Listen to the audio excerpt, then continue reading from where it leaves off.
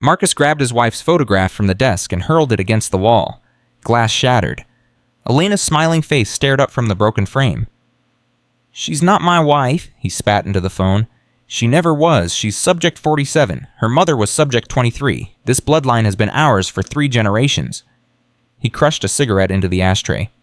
"The plane goes down tomorrow. Rodriguez knows what to do. When she crawls out of that wreckage, pregnant, terrified, alone on that island, the real experiment begins.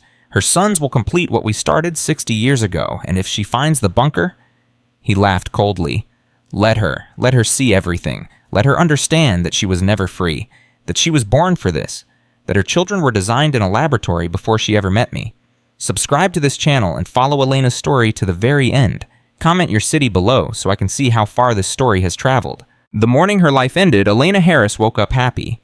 She stretched in bed, feeling the weight of 7 months pressing against her spine. The twins kicked simultaneously their morning routine, and she laughed softly. "Good morning to you too," she whispered, rubbing her belly. Marcus was already up. She could hear him in the kitchen, the familiar sounds of coffee brewing, cabinet doors opening and closing. 4 years of marriage had taught her his rhythms. He was a creature of habit, her husband. Predictable. Safe. She loved that about him. "Elena," his voice carried down the hallway. "You awake?" "Getting there." "Your flight's at noon? I made breakfast." She smiled. Of course he had. Marcus always took care of everything. She pushed herself up slowly, one hand bracing against the headboard. Moving at 7 months pregnant required strategy. The doctor had warned her about this part, how the body becomes a foreign country in the final trimester. She hadn't believed it until now. The mirror caught her reflection as she stood. She barely recognized herself anymore. Her face was fuller, softer.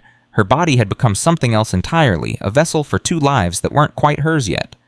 "You're beautiful," Marcus said from the doorway. She jumped. "God, you scared me." "Sorry." He crossed the room and wrapped his arms around her from behind, his hands resting on her belly. "I was just watching you. I do that sometimes." "Creepy." "Romantic." She turned in his arms and looked up at his face. 41 years old, but he still had the boyish quality that had attracted her in the first place. Kind eyes, gentle smile, the face of a man you could trust with your life. "I'm going to miss you," she said. "It's only 1 day. I'll be in San Juan tomorrow night." "I know, She hesitated. "I don't know. Something feels off today." His expression flickered. Just for a second. So fast she almost missed it. "Off how?" "I can't explain it. Pregnancy brain, probably." He kissed her forehead. "You're nervous about flying. That's normal, but I've arranged everything. The pilot is experienced. The plane is safe. 3 hours and you'll be on the beach."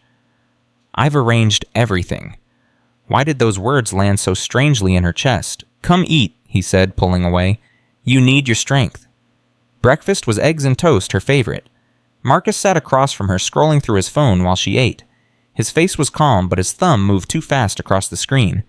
Reading, deleting, reading again. "Work stuff?" she asked. He looked up. You keep checking your phone." "Oh." He set it face down on the table.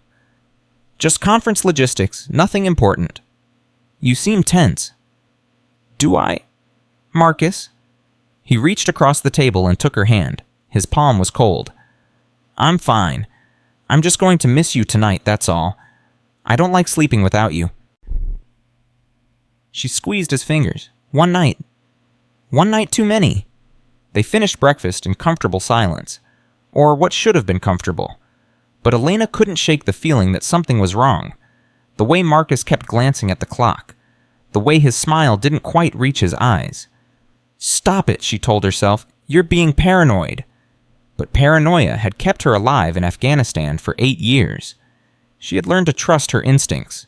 They were rarely wrong. "I should shower," she said, standing. "Elena." She turned. Marcus was looking at her with an expression she couldn't read, something between sadness and resolve.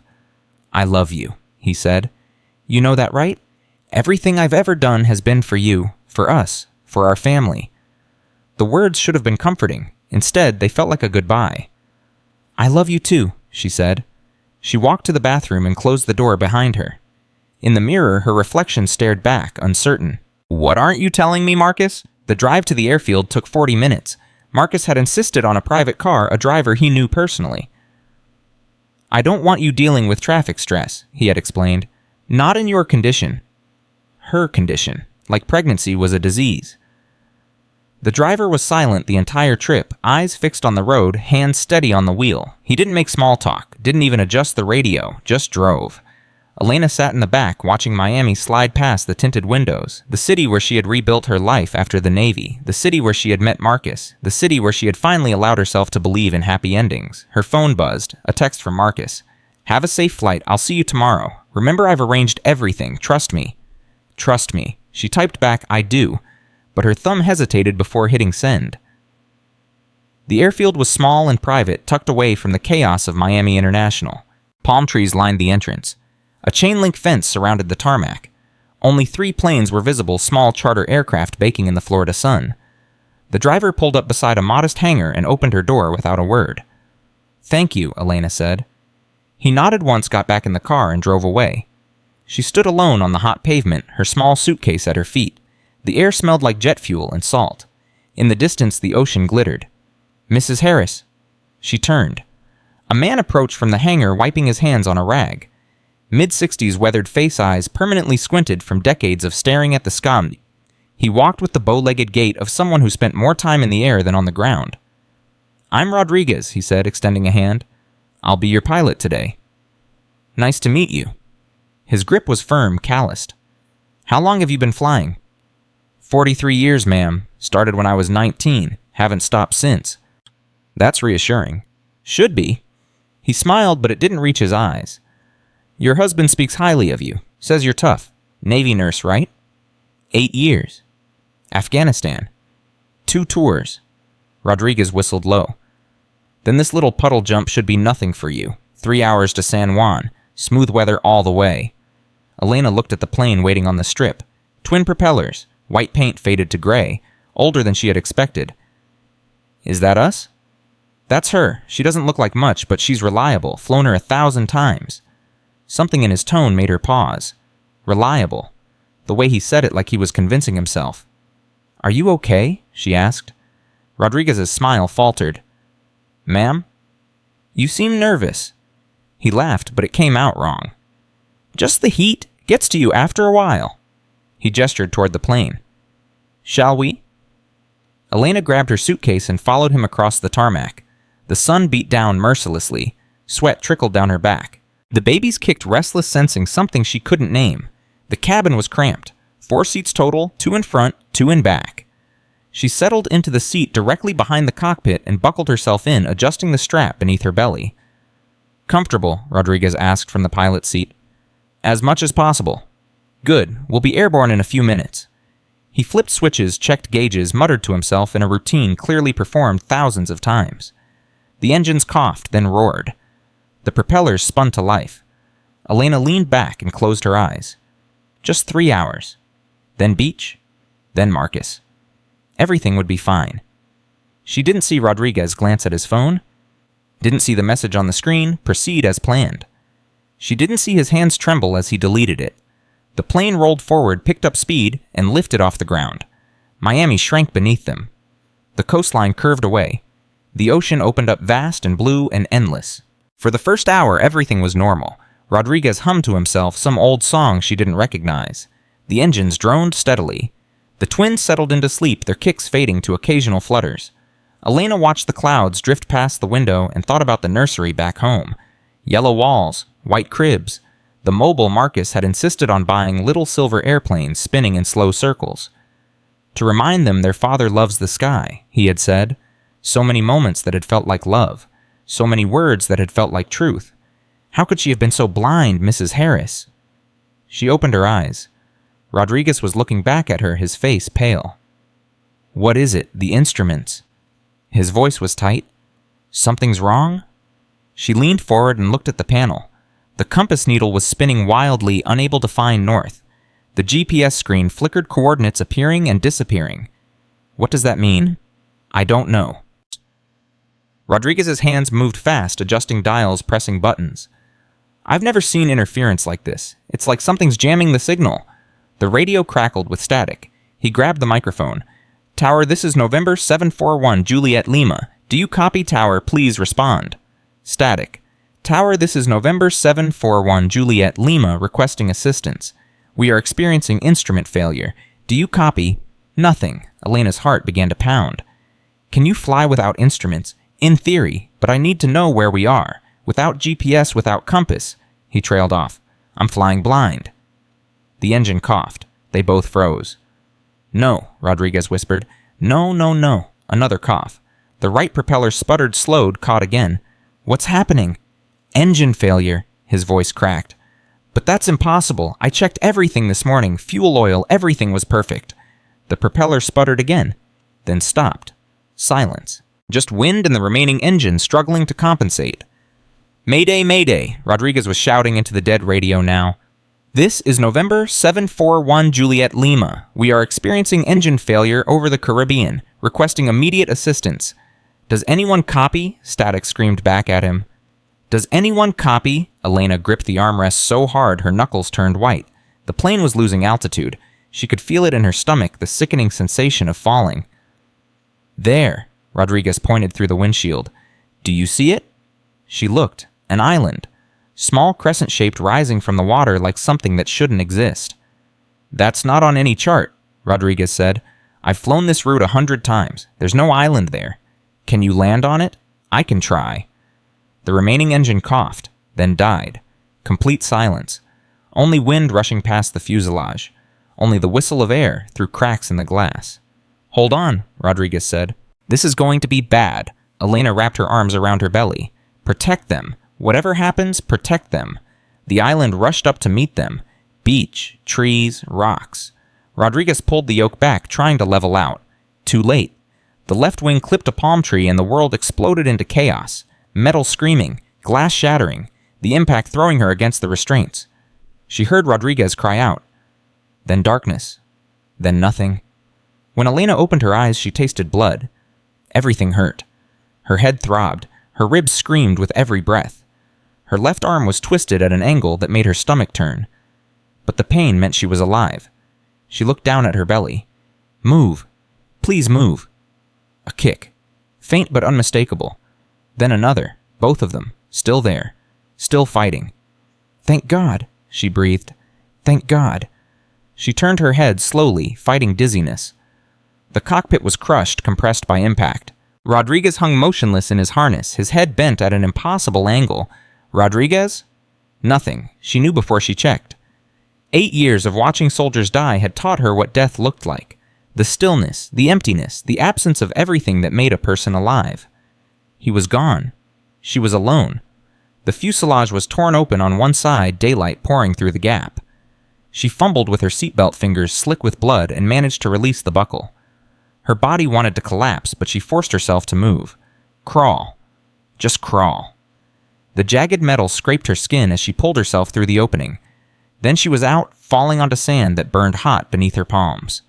She lay there for a long moment staring at the scum, blue and cloudless as if nothing had happened, as if a plane hadn't just fallen out of it. Get up. She couldn't. Get up, Elena. The babies need you. She pushed herself to her knees, then to her feet. Her vision swam. Her legs trembled, but she stayed upright. The beach stretched in both directions, white sand meeting blue water. Behind her, the wreck of the plane smoked gently, one wing buried in sand, the other jutting toward the sky like a broken accusation. No one was coming to help. No one even knew she was here. Okay, she said out loud, her voice strange in the silence. Okay, first things first. Triage, assessment, action, Navy training taking over when her mind couldn't. She checked herself systematically. The cut on her forehead was superficial, bleeding heavily, but not dangerous. Her left arm was badly bruised, but not broken. Her ribs ached with every breath. Probably cracked, but she could work through that. The babies were moving. That was what mattered. She walked back to the wreck and forced herself to look at Rodriguez. His eyes were open, staring at nothing. She reached in and closed them. I'm sorry, she whispered. I don't know what happened, but I'm sorry. She searched the cabin, pulling out anything useful. First aid kit, 2 bottles of water, emergency rations, a flashlight, a knife. The emergency beacon was destroyed, its casing cracked open, circuits fried. The radio was dead. No way to call for help. She was completely, utterly alone. The first night was the hardest. She built a crude shelter from pieces of the fuselage and palm fronds, working until her arms shook and her vision blurred. The fire took longer, her hands fumbling with the techniques she had learned years ago in survival training. But she got it going, a small flame that grew into something she could hold on to. She sat beside it as darkness fell her back against a piece of the wing, her hands resting on her belly. "It's just us now," she said to the twins. "But we're going to be okay. Mommy's going to figure this out." A kick in response, then another. "I know you're scared. I'm scared too. But I've been scared before. In Afghanistan, I was scared every single day, and I made it through. We're going to make it through this too." The fire crackled. The waves whispered against the shore. "Your daddy's going to find us," she continued. "He loves us. He'll move heaven and earth to bring us home." But even as she said the words, doubt crept in. The instruments failing, the engine dying, an island that shouldn't exist appearing exactly when they needed it. Too many coincidences. Marcus's voice echoed in her memory. "I've arranged everything." She shook her head. "Stop it. He's your husband. He loves you." But the doubt wouldn't leave. She fell asleep watching the stars, strange and slightly wrong constellations shifted by degrees she couldn't explain. Her dreams were dark. Marcus standing in shadows, his face changing, becoming someone she didn't recognize. His voice saying words she couldn't understand. His hands reaching for her belly, reaching for the babies, reaching. She woke gasping, dawn light bleeding across the sky. Just a dream. Just fear playing tricks. But her hands were shaking as she reached for the water bottle. Day 2. Then 3, then 4. Elena fell into a rhythm of survival. Wake at dawn. Check the perimeter. Hunt for food. Purify water from the stream she found cutting through the jungle. Reinforce the shelter. Just monitor her body for any sign of complications. The babies kicked regularly, their movements strong and steady. She talked to them constantly, narrating her activities, telling them stories, singing songs she half remembered from her own childhood. "This is called a coconut," she said, cracking one open against a rock. "Lots of calories. Good for keeping us strong." A kick. "I know it's not pizza. Trust me, I miss pizza too." Another kick. "When we get home, I'm going to eat an entire large pepperoni by myself. You two can judge me all you want." She was losing her mind talking to her unborn children like they could answer, but the sound of her own voice kept the silence from swallowing her. On the 4th day, she found the footprints. They were near the stream, pressed deep into the mud, large, made by boots leading from the jungle toward the northern cliffs. She froze, staring at them. Someone else was on this island. "Hello?" she called out. "Is anyone there?" Silence. She followed the prints carefully, one hand on her belly, the other gripping the knife. The trail wound through dense vegetation, past trees that stood in perfect rows like soldiers until it reached the base of the cliffs. There, the footprints vanished. Not faded. Not washed away. They simply ended as if the person had walked straight into solid rock. Elena stood there for a long time, trying to make sense of it. Then she heard it. A sound beneath the crash of waves and whisper of wind. A low hum, mechanical and steady, coming from somewhere inside the cliffs. She pressed her palm against the rock face. Cold. Vibrating slightly. Something was in there. Something alive. She returned to the beach before dark, her mind racing. The humming, the impossible footprints, the trees standing in perfect rows. This island wasn't natural. Someone had built something here, and whatever it was still running. On the 5th night, the storm came. It struck without warning, clouds swallowing the stars, wind tearing through the palm trees like a living thing. Elena huddled in her shelter as rain hammered down, arms wrapped around her belly, listening to the world being ripped apart. "It's okay," she whispered to the twins. "Storms pass. Everything passes." Lightning flashed. Thunder rolled across the island, and in one brilliant moment of illumination she saw it. A figure standing at the tree line, tall, motionless, watching her. She screamed. The lightning faded. Darkness returned. When the next flash came, the figure was gone. Had she imagined it? Had she finally lost her mind? She didn't sleep that night. Not even when the storm faded. Not even when dawn came. She kept the knife in her hand until the sun rose fully. Then she went to find answers. The storm had changed everything. Layers of sand had been stripped away from the base of the northern cliffs, exposing something that made Elena's blood run cold. Metal, a seam perfectly straight running horizontally across the rock face. Too precise to be natural, too deliberate to be coincidence. A door. She approached slowly, her heart pounding so hard she could feel it in her throat. She ran her fingers along the edge and felt the smoothness of manufactured steel. "What the hell is this?" she breathed. The hum was louder here, vibrating through her fingertips. Whatever was inside it was active. Running. Waiting. She searched for a way to open the door. No handle, no keypad, no visible mechanism. But near the center she found a small indentation, circular, about the size of a coin. She tried everything. Stones, shells, the metal fragments from the plane. Nothing worked. Then almost by accident she pressed her palm flat against it. Click. Hiss. The door slid open. Ancient air rushed out dry and sterile, carrying the smell of sealed rooms and forgotten decades. Darkness waited beyond absolute and patient. Every instinct screamed at her to run, but her babies kicked, hard, urgent, as if telling her to go inside. "Okay," she whispered. "Okay, we're doing this." She retrieved her flashlight and stepped into the dark. The corridor stretched downward, metal walls stained with age, emergency lights flickering weakly overhead. Red bulbs that had been burning since before she was born. Plaques lined the walls at regular intervals. Level 1, authorized personnel only. Genesis Medical Division. Medical, not military. Medical! She moved deeper, at the flashlight beam cutting through shadows. The temperature dropped with each step. The air tasted like recycled nothing, processed and reprocessed until all life had been filtered out. The first room she found was a supply depot. Shelves stacked with metal containers. Food, water, medicine. She picked up a can of rations and checked the date. Expiration 2027. Someone had been here recently.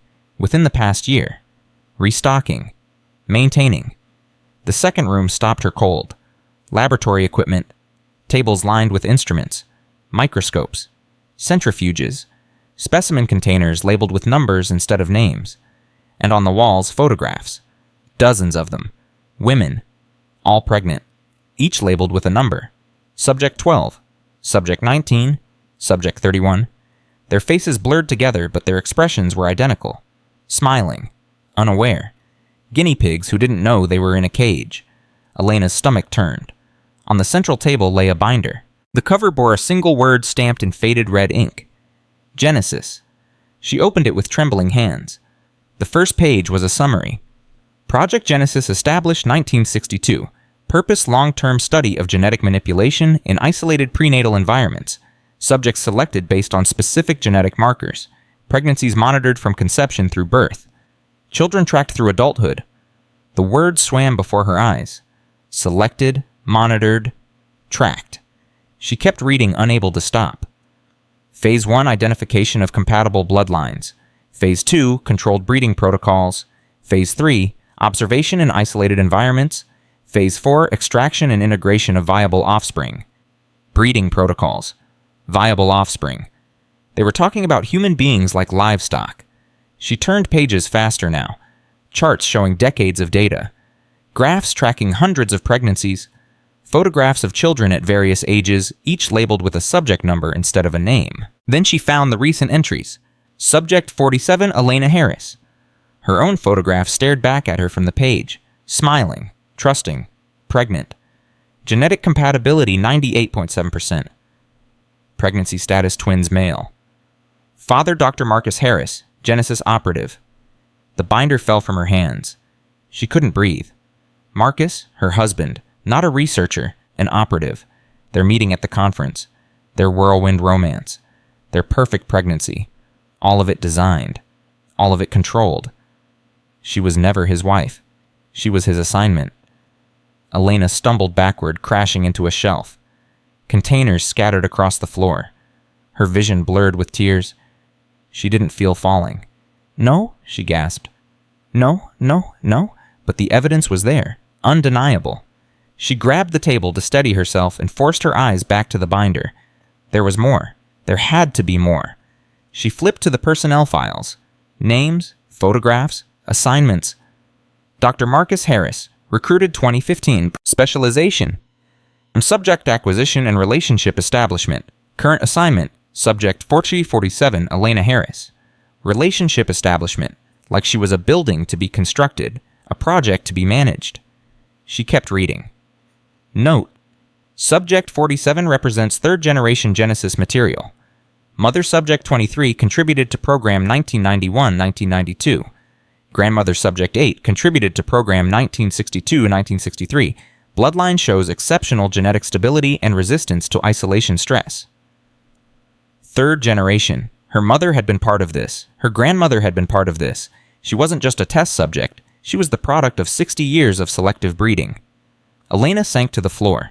Everything she had ever believed about herself was a lie.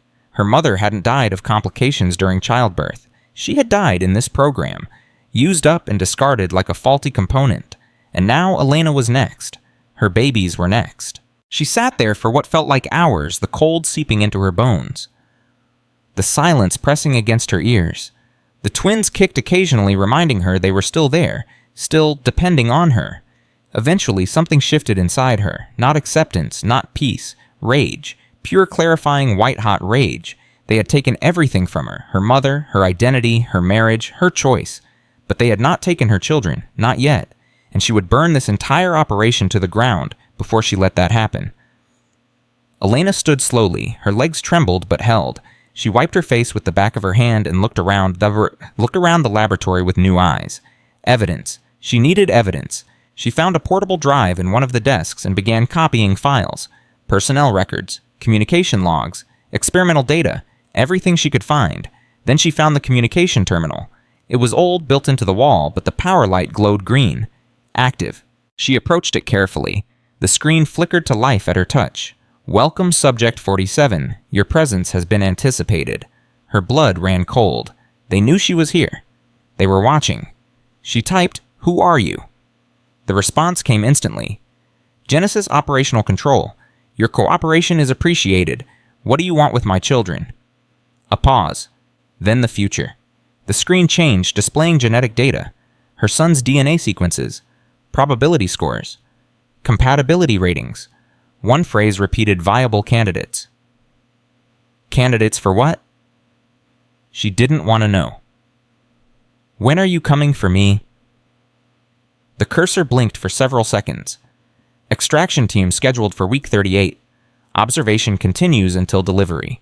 Week 38? 3 weeks away? They were going to let her give birth on this island. Then they were going to take her babies. Over her dead body.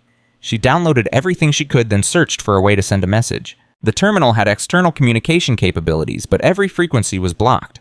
Every channel locked. Except one. A single open frequency unmonitored buried in the system's architecture. An oversight. A crack in their perfect prison. She typed quickly, "This is Elena Harris. I am being held against my will on an uncharted island in the Caribbean. The island contains a facility called Genesis that has been conducting illegal experiments on pregnant women for 60 years.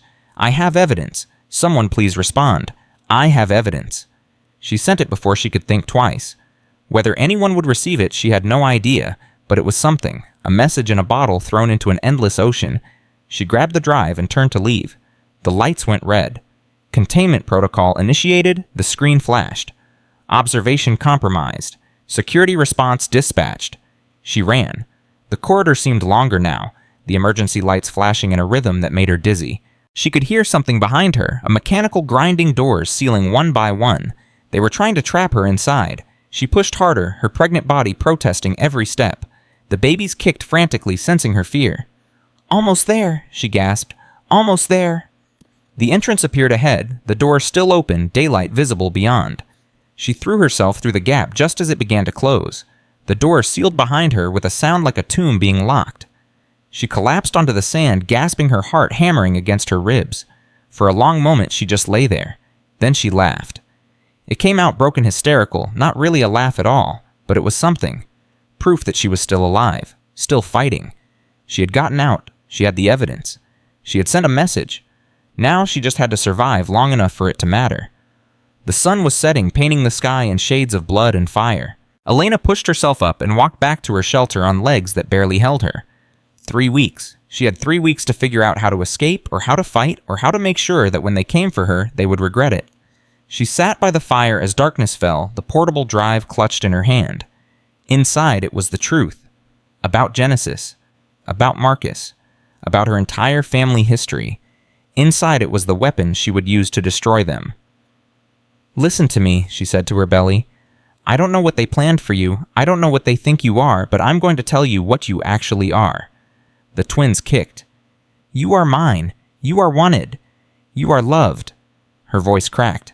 And no one, no government, no organization, no man who pretended to be your father is ever going to take you from me. She looked up at the stars, strange and shifted, watching from a sky that had never felt so far away. You hear me, Marcus? She whispered into the darkness. You hear me, Genesis? I know what you are now. I know what you did, and I'm coming for you. All of you. The fire crackled. The ocean roared. And somewhere in the bunker, beneath her feet, machines recorded her vital signs, tracked her position, and transmitted the data to people who had no idea what kind of enemy they had just created. Elena Harris had spent 8 years keeping soldiers alive in war zones. Now she was going to war herself, and she had absolutely nothing left to lose. 3 days after she escaped the bunker, Elena woke to the sound of her own screaming. The nightmare was always the same. Marcus standing over her hospital bed. 2 empty cribs, his voice saying, "They're ours now, Elena. They were always ours." She sat up, gasping, her hands flying to her belly. The twins kicked back immediately, strong and angry as if they had been fighting the same dream. "I'm here," she whispered. "I'm still here." Dawn was breaking through the gaps in her shelter. Day 8 on the island. 13 days until they came for her. She had been counting every hour since she found the files. The portable drive stayed with her, always tucked into the waistband of her pants, pressed against her skin. Evidence. Proof. The weapon she would use to destroy them if she ever got the chance. But first she had to survive. She pushed herself up and walked to the water's edge, letting the waves lap at her swollen ankles. The babies were growing heavier every day. Moving was becoming harder. Soon she wouldn't be able to run at all. "We need a plan," she said out loud. "A real plan." The ocean offered no answers. She had spent the past 3 days exploring every inch of the island, mapping it in her mind. The bunker entrance was sealed now, locked from the inside after her escape. She had tried to open it twice and failed both times. But she had found other things. On the eastern shore, hidden among the rocks, she discovered a small cave that flooded at high tide but stayed dry during low water. A hiding place if she needed one. On the western cliffs, she found the remains of an old radio tower, rusted and broken, but still standing. Someone had built infrastructure here decades ago. Someone had maintained it, and in the jungle near the stream, she found something that changed everything. A grave. It was unmarked, just a mound of earth covered with stones, but unmistakably human. Someone had died on this island. Someone had been buried with care. She didn't dig. She didn't need to, but she sat beside it for a long time, wondering who lay beneath. Another subject, another woman who had been brought here pregnant and alone, another mother whose children had been taken. "I won't end up like you," she had promised the grave. "I won't let them win."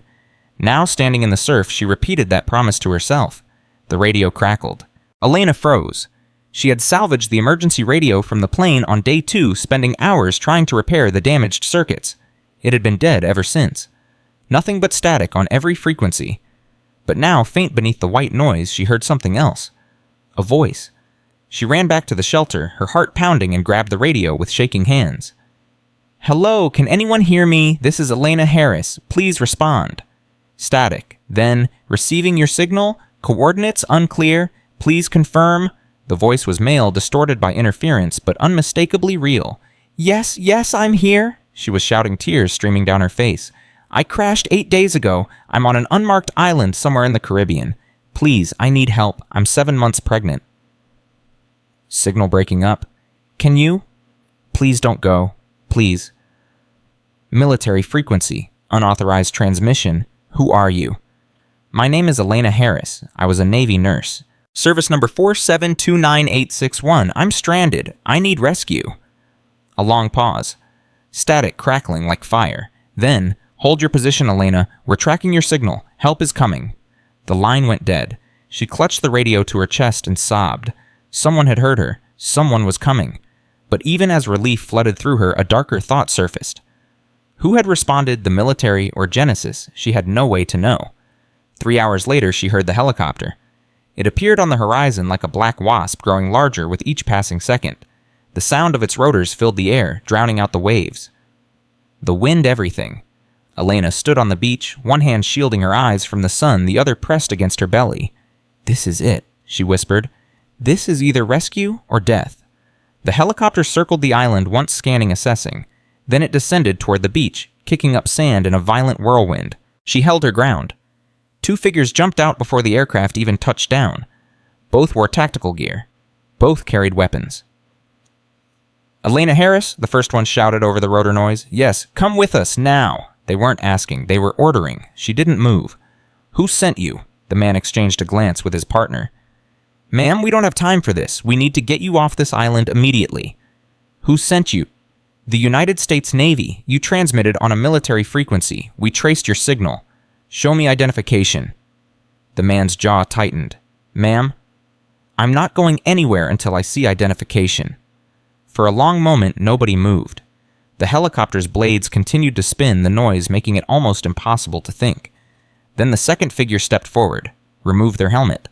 A woman, mid-40s, short gray hair, eyes that had seen too much. "Lieutenant Commander Sarah Chen," she said, holding up a badge.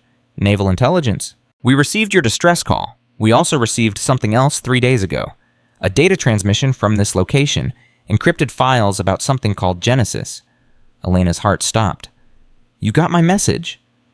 "We got everything." Chen's expression was unreadable. "We've been looking for this program for 15 years. Every lead went cold. Every witness disappeared. Then you sent us the whole damn operation on a silver platter." "Is it real? Is Genesis real?" Chen nodded slowly. "It's real. It's been running since 1962, and you just blew it wide open." Elena's legs gave out. She would have hit the sand if the male soldier hadn't caught her. He lifted her easily, carrying her toward the helicopter. "Wait," she gasped. "The bunker, the evidence, it's still down there." "We'll send a team," Chen said, climbing in beside her. "Right now, our priority is getting you to safety." "My husband, Marcus Harris, he's part of it. He's one of them." Chen's face hardened. "We know." The helicopter lifted off. Elena watched the island shrink below her, the beach where she had nearly died, the cliffs hiding the bunker, the jungle that had been her prison for 8 days. She was leaving. She was actually leaving. But as the island disappeared beneath the clouds, she couldn't shake the feeling that something was wrong. Chen was watching her too closely. The soldiers kept exchanging glances she couldn't read, and when she asked where they were taking her, the answer came too quickly. "A secure facility for your protection." Protection. Or containment. The helicopter flew for 2 hours. Elena tried to stay alert, but exhaustion was dragging her under. The past 8 days crashed over her like a wave, and before she knew it, her eyes were closing.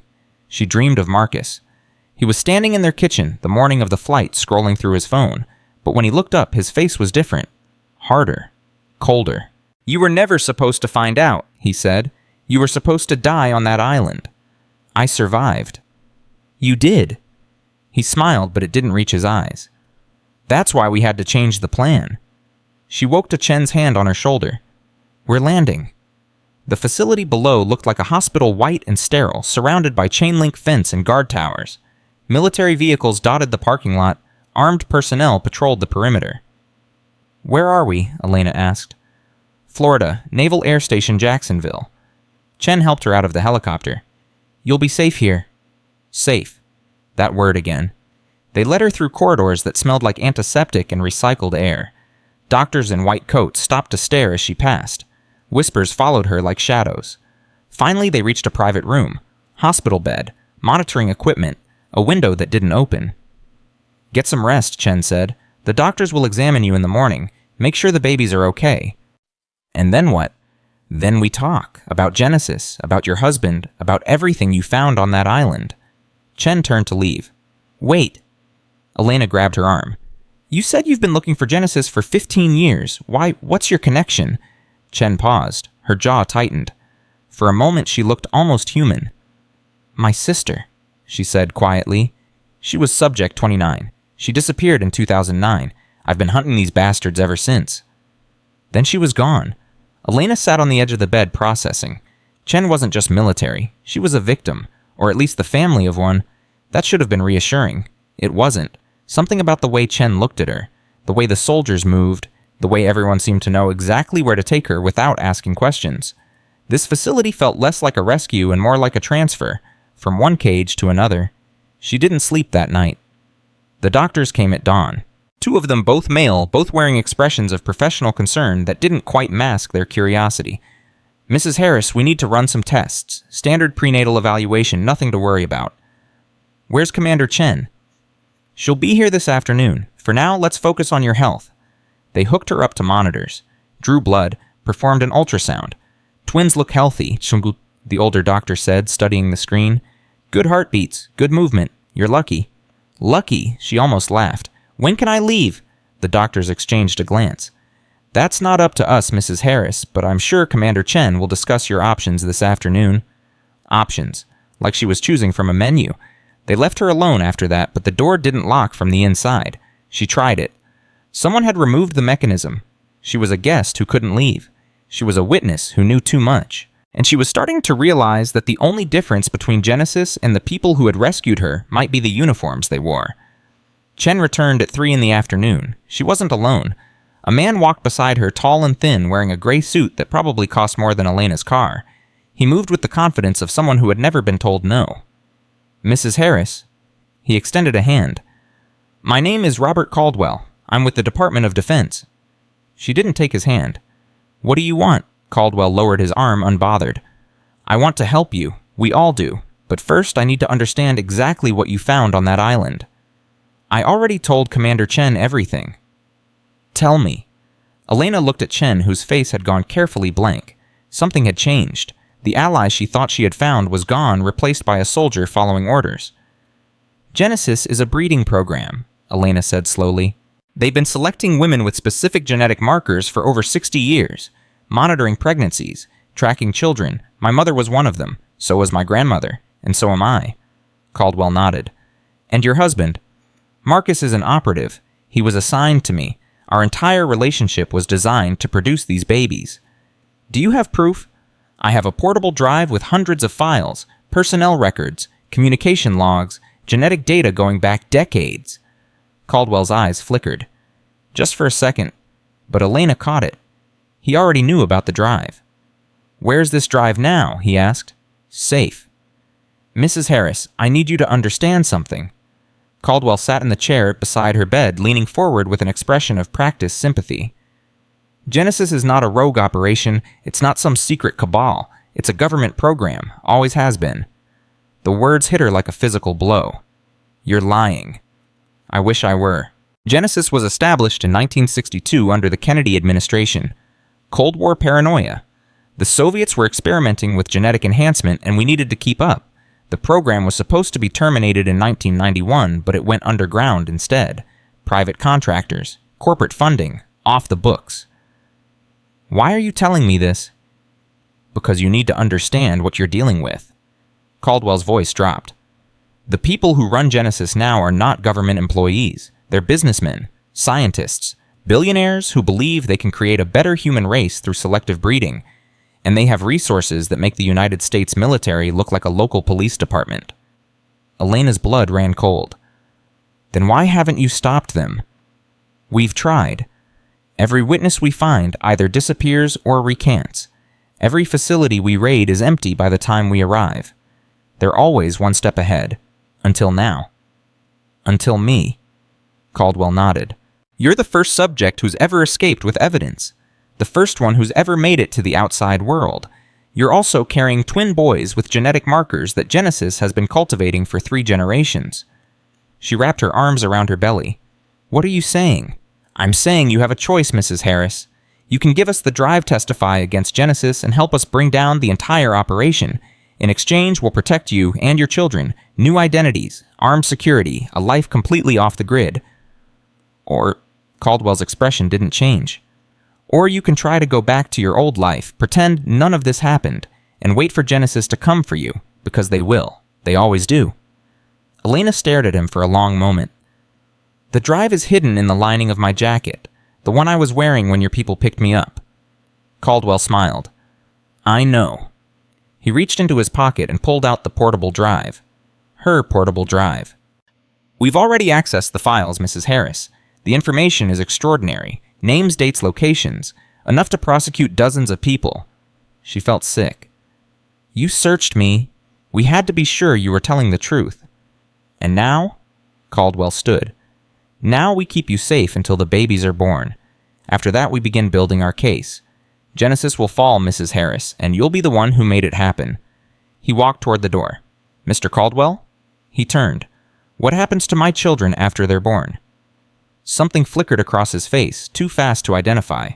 They'll stay with you, of course, under protection, until the threat is eliminated. He left. Chen followed without a word. The door closed behind them.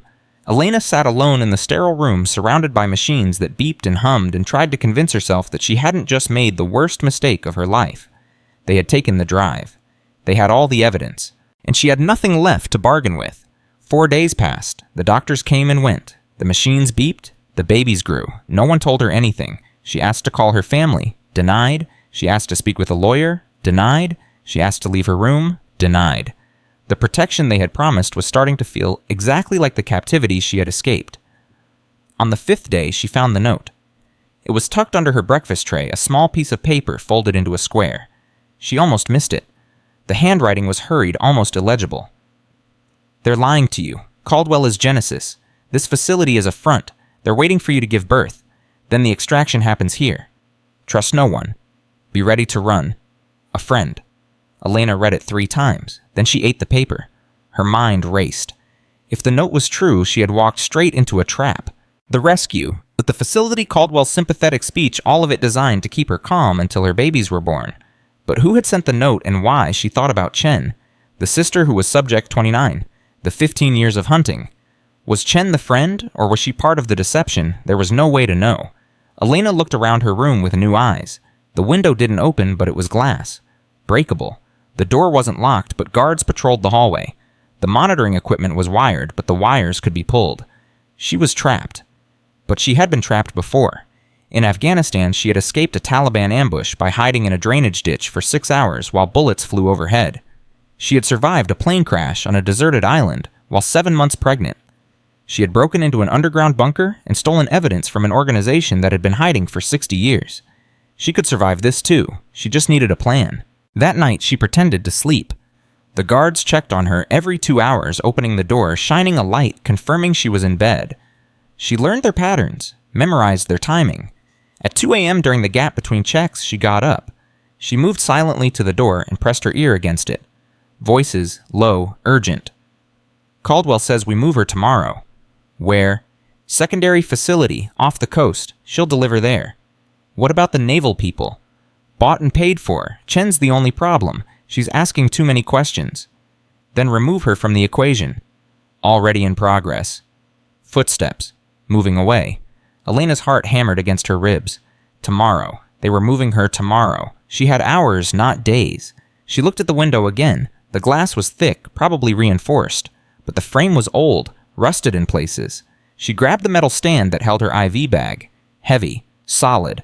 She had one chance. She swung. The glass cracked, but didn't break. She swung again, and again. Alarms exploded through the building. She didn't stop. The 4th swing shattered the window completely. Cold air rushed in. She was on the 2nd floor, maybe 15 feet above the ground. Too far to jump, not for someone 7 months pregnant. But there was a ledge, a narrow strip of concrete running along the building's exterior. She climbed through the broken window glass, cutting her hands, blood making her grip slippery. Behind her, the door burst open. She's running locked down the facility. Elena didn't look back. She edged along the ledge, back, pressed against the wall, belly making every movement awkward. The wind whipped at her hospital gown. The ground seemed impossibly far below. Voices echoed from the broken window. Flashlights swept the darkness. She kept moving. The ledge ended at a drain pipe. Old and rusted, but bolted to the wall. She grabbed it and started to climb down. Her arms screamed. Her hands slipped on the wet metal. The babies kicked frantically, sensing her fear. Almost there? She gasped. Almost there? Her feet touched the ground. She ran. The facility was surrounded by fence, but there was a gap near the back where construction equipment had torn up the earth. She squeezed through the wire, scraping her skin, and kept running. Behind her, shouts. Engine starting, headlights sweeping. They were coming. She ran into the darkness, into the unknown, into whatever waited beyond. She was 8 months pregnant, bleeding exhausted and alone. But she was free, and she would die before she let them take her children. Elena ran until her lungs burned and her legs gave out. She collapsed in a ditch beside a highway hidden by tall grass and shadow. Her hands were shaking. Her hospital gown was soaked with blood and sweat. But she was alive. Cars passed occasionally, headlights cutting through the darkness. She didn't dare flag them down. Anyone could be working for Genesis. Anyone could be an enemy. She needed to think. The note had said, "Trust no one." But someone had sent it. Someone inside the facility wanted her to escape. Chen. It had to be Chen. But where was Chen now? The guards had said she was being removed from the equation. That meant she was either dead or running too. Elena pulled herself deeper into the ditch and waited for dawn. The sun rose slowly, painting the sky in shades of pink and gold. She was somewhere in rural Florida. She recognized the landscape from her years at military hospitals nearby. If she could get to a town, she could find a phone, call someone. But who, her father, was dead. Her friends were distant memories. Everyone she knew was connected to Marcus in some way. Marcus. The thought of him made her stomach turn. Where was he now? Did he know she had escaped the island? Did he know she had been recaptured? Was he looking for her? The answer was almost certainly yes. And he wouldn't stop until he found her. A truck approached on the highway. Elena made a decision. She stood up, stepped onto the road, and raised her hand. The truck slowed to a stop. An old man leaned out the window, his face weathered by decades of sun. "Jesus Christ, lady, are you okay?" "I need help," Elena said. "Please, I'm pregnant. I need to get to a hospital." "A real hospital or wherever you just came from?" The old man's eyes dropped to her blood-stained gown. "Because you look like you already escaped from one." "Please, I can't explain, but I'm not crazy, I'm not dangerous, I just need help." The old man studied her for a long moment. Then he opened the passenger door. "Get in, but if you try anything funny, I've got a shotgun behind the seat." "Fair enough." She climbed in. The truck smelled like tobacco and engine oil. It was the most beautiful thing she had ever experienced. "Name's Walter," the old man said, pulling back onto the highway. "Where are we going?" Elena thought fast. "Do you have a phone? Glove compartment." She opened it and found an ancient flip phone. "Can I make a call? Local only. That thing doesn't do long distance anymore." She dialed information, asked for the number of the Jacksonville Police Department. The operator connected her. "Jacksonville PD, how can I direct your call?" "I need to report a kidnapping," Elena said. "Multiple kidnappings, and a conspiracy inside a military facility. Please, I need to speak with someone in charge." A pause. "Ma'am, can you give me your name?" "Elena Harris, former Navy lieutenant, service number 4729861. Please check your system. I'm registered as missing." Another pause. Longer this time. "Hold, please." Music. Terrible hold music. Then a click. "Mrs. Harris, this is Detective Morrison. Your name came up in our system about an hour ago. We've been looking for you." "Who flagged me?" "A Commander Sarah Chen, Naval Intelligence. She said you were in danger. She asked us to find you before someone else did." Elena's heart leaped. Chen. Chen was still alive. Chen was still fighting. "Where is she now?" "She's here, at the station. She's been waiting for you all night." Elena looked at Walter, who was pretending not to listen. "Can you send a car? I'm somewhere outside the city. I don't know exactly where." "Stay on the line. We'll trace the call." 30 minutes later, Elena was sitting in the Jacksonville Police Department, wrapped in a blanket, drinking coffee that tasted like salvation. Chen sat across from her, looking like she hadn't slept in days. "You got my note," Chen said. "That was you.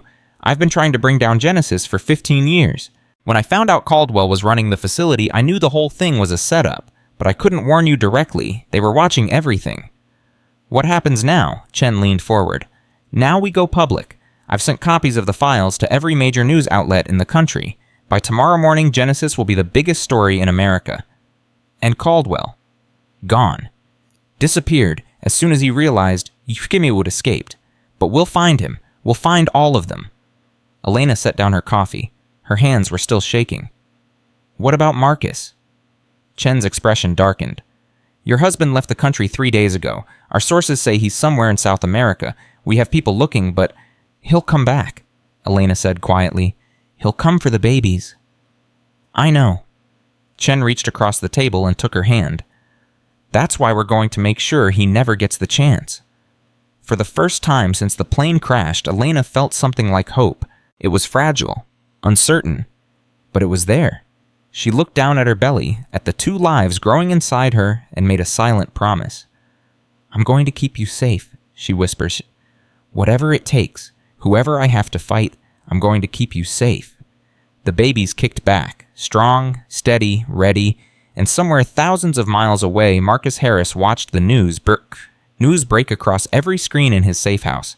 His wife's face, his secrets, his life's work, exposed. He picked up the phone and dialed a number he had hoped never to use. "It's me," he said.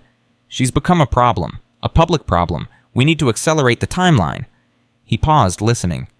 "I don't care about the risk. She's carrying my sons, and I'm going to get them back." He hung up. The game had changed, but it was far from over. The news broke at 6 a.m. Eastern Time. Elena watched it happen from the police station, surrounded by officers and federal agents who kept arriving in waves. Every television screen showed the same footage. Her face, the Genesis documents, headlines screaming words like government conspiracy and decades of human experimentation. "How are you feeling?" Chen asked, handing her another cup of coffee. "Like I'm watching someone else's life." "You're the most famous pregnant woman in America right now. Every network wants an interview." "No interviews." "I figured you'd say that." Chen sat beside her. "But you should know the pressure is going to get worse. Congress is already calling for hearings. The Pentagon is in full damage control, and your husband's face is on every most wanted list in the Western Hemisphere." Elena stared at the screen. Marcus's photograph appeared next to hers. Handsome, smiling, the face of a man who had never existed. "He's going to come for me," she said. "You know that, right? He won't care about the news. He won't care about Congress. He wants these babies." "That's why we're moving you." "Where?" "Somewhere safe, off the grid. Even I won't know the exact location." Elena turned to look at her. "You trust the people making that decision?" Chen hesitated. "I trust that Genesis can't buy everyone, and right now, you're too valuable to lose. You're the only witness, the only proof that this was real." "I'm not a witness, I'm a target." "Same thing these days." 2 hours later, Elena was in an unmarked car heading north. The driver was a federal marshal named Thompson, mid-50s, former Secret Service. He didn't speak unless spoken to, which Elena appreciated. The agent in the passenger seat was younger, nervous, his hand never far from his weapon. "How long until we get there?" Elena asked. 6 hours, Thompson said. "Maybe 7, depending on traffic." "Where exactly is there?" "A safe house, rural Virginia, middle of nowhere, no neighbors for miles." "Sounds isolated." "That's the point." Elena leaned back against the seat. The babies were restless, kicking constantly as if they knew something was wrong. "It's okay," she whispered to them. "We're going to be okay." But she didn't believe it. Not really. 3 hours into the drive, her phone rang. It was a number she didn't recognize. She almost ignored it. Then something made her answer. "Hello." Silence, then a voice she would know anywhere. "Elena?" Her blood turned to ice. "Marcus." Thompson's eyes snapped to the rearview mirror. The younger agent reached for his phone, already dialing. "Don't hang up," Marcus said. "Please, just listen. I have nothing to say to you. I know you hate me. I know what you found on that island, but you don't have the whole story. I don't need the whole story. I know enough. You know what they wanted you to know." His voice cracked. "Elena, I never lied about loving you. That was real. That was the only real thing in any of this." She laughed. It came out bitter and broken. "You engineered our entire relationship. You selected me. You bred me like livestock. I didn't select you. I was assigned to you. There's a difference." "Is there?" "Yes?" He paused. "When I first met you, I was following orders. You were supposed to be a target, another subject, but then I actually got to know you and everything changed." "Don't." "I fell in love with you, Elena. Really fell in love. And I tried to get you out. I tried to convince them to choose someone else, but they wouldn't listen. They said your genetics were too valuable. Your bloodline was too important. So you just went along with it." "I didn't have a choice." "Everyone has a choice." Silence again. Then Marcus spoke, his voice barely a whisper. "They have my mother." Elena's heart stuttered. "What?" "Genesis. They've had her for 30 years. She was subject 15. I was born in the program Elena. I grew up in it. I thought I could change things from the inside, but I was wrong. They own me. They've always owned me." She wanted to hang up. She wanted to throw the phone out the window and never hear his voice again. But something in his tone made her hesitate. "Why are you telling me this now?" "Because they're going to kill you. Caldwell's people are tracking that car right now. They have assets in the Marshal Service. You have maybe 2 hours before they intercept you." Thompson slammed on the brakes. "What did he just say?" "Is he telling the truth?" Elena demanded into the phone. "Check your driver's phone," Marcus said. Check the texts he's been sending since you left Jacksonville." Thompson was already pulling over. "What the hell is going on?" "Your phone," Elena said. "Show me your phone." "Ma'am, I don't—" "Show me." Thompson reached for his weapon instead. The younger agent reacted first. He grabbed Thompson's arm, twisted, and a shot exploded through the car. Elena screamed. Glass shattered. Blood sprayed across the dashboard. Thompson slumped forward, a hole in his chest. The younger agent turned around, gun still raised. Breathing hard. "Are you hurt?" No, I'm okay. We need to move, now." He pulled Thompson's body from the driver's seat and took the wheel. The car lurched forward, tires screaming. "Who was that on the phone?" the agent demanded. "My husband." The Genesis operative, "Yes." "And you believe him?" Elena looked at Thompson's blood on her hands. "I believe someone just tried to kill me." The phone was still connected. Marcus's voice came through, distant but clear. "Elena, are you there?" She raised it to her ear. "I'm here." "Thank God. Listen to me carefully. There's a gas station in 40 miles. Exit 27. Pull in and wait. I'll send someone." "Why should I trust you?" "Because I'm the only chance you have." The line went dead. Elena stared at the phone for a long moment. Then she looked at the agent. "What's your name?" "Peters." "David Peters." "David, do you have family?" "A wife, 2 kids." "Then when we get to that gas station, I want you to disappear. Take your family and run. Don't look back." "Ma'am, I can't." "Genesis killed your partner. They'll kill you too if you stay with me. I won't have that on my conscience." Peters gripped the steering wheel tighter. "I swore an oath." "Your oath was to protect innocent people. Your family is innocent. Protect them." He didn't respond, but she could see the conflict on his face. 38 minutes later, they pulled into the gas station at exit 27.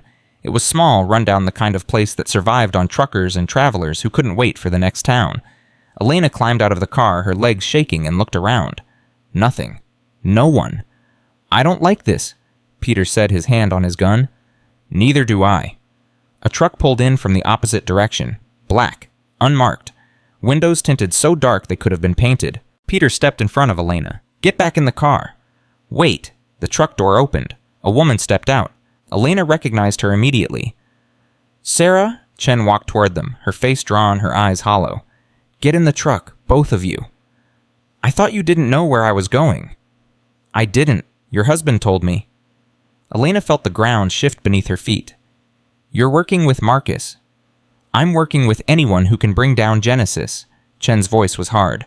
"Right now, that means your husband. He has information we need. Names, locations, the identity of the person running the whole operation. And you trust him. I don't trust anyone, but I need him." Chen looked at Peters.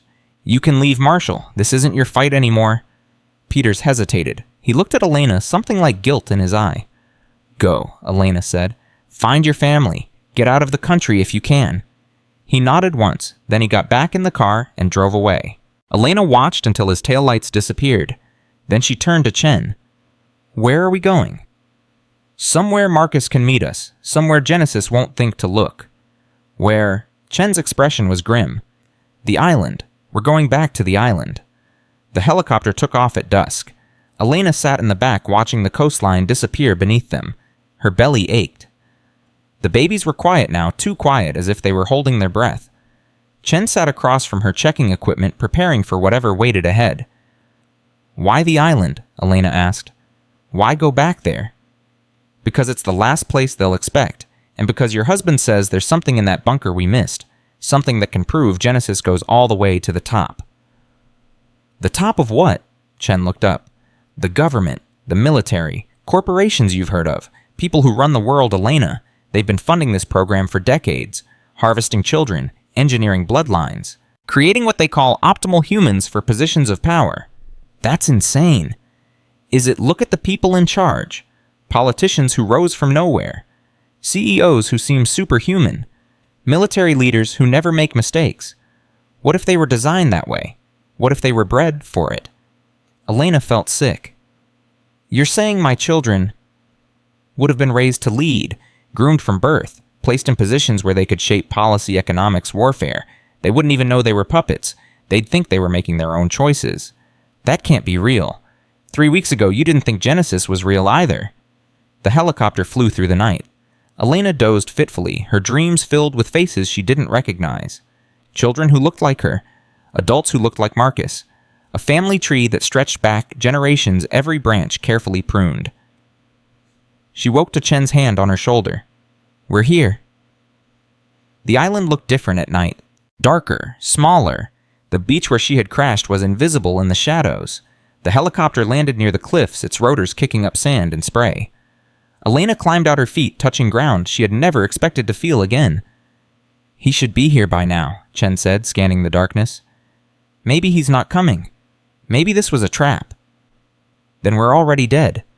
A light flickered in the jungle. Once, twice, 3 times. Signal. Chen raised her own flashlight and responded. 4 flashes. Footsteps approached through the undergrowth. Elena's heart pounded against her ribs. Then Marcus emerged from the trees. He looked different than she remembered. Thinner, older. The confident charm stripped away, leaving something raw and human underneath. "Elena." His voice broke on her name. "Don't." She held up a hand. "Don't say my name like that. Don't pretend this is a reunion." "It's not pretending. I've missed you every second since you left." "I didn't leave. I survived. There's a difference." He flinched. "I deserve that." "You deserve worse." Chen stepped between them. "We don't have time for this. Where's the evidence?" Marcus tore his eyes away from Elena. "In the bunker, sub-level 3, there's a server room we never showed you. It contains the original Genesis files. Everything from 1962 forward. Names, dates, subjects, offspring placements." Placements? Where they put the children, after they were old enough, government positions mostly, military, intelligence, a few in the private sector. Elena stared at him. "You knew all this, the whole time we were married." "I knew some of it, not all." He met her eyes. "I didn't know about your mother until I read your file. I didn't know you were 3rd generation until Caldwell told me." "Would it have changed anything?" He was silent for a long moment. Then, "No, I would have fallen in love with you anyway." "That's not an answer?" "It's the only one I have," Chen interrupted. "The bunker entrance is sealed. How do we get in?" "There's another way. A service tunnel on the eastern cliff. The door requires a biometric scan, but my access should still work." "Should. If they haven't revoked it." "And if they have..." Marcus pulled a device from his pocket. "Then we use this. It's a Genesis override key. One-time use. I've been saving it for an emergency. I'd say this qualifies." They moved through the jungle in silence. Elena struggled to keep up, her pregnant body protesting every step. Marcus kept glancing back at her concern written across his face, but she refused to accept his help.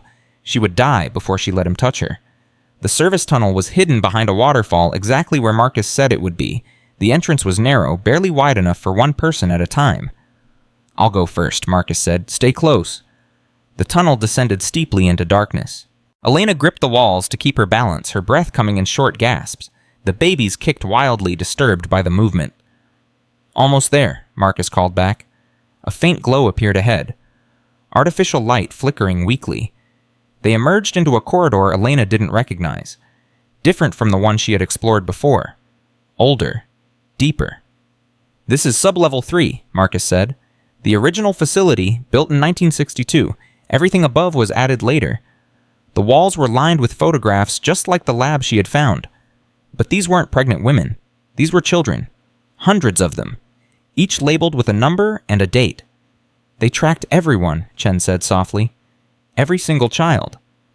For 60 years, Marcus stopped in front of a door marked Server Access. "This is it." He pressed his palm against the scanner. A red light blinked, then green. The door slid open. Inside was a room filled with equipment, servers humming softly, monitors displaying data that scrolled too fast to read, a central console that looked like it controlled everything. "My God," Chen breathed. This is the master archive.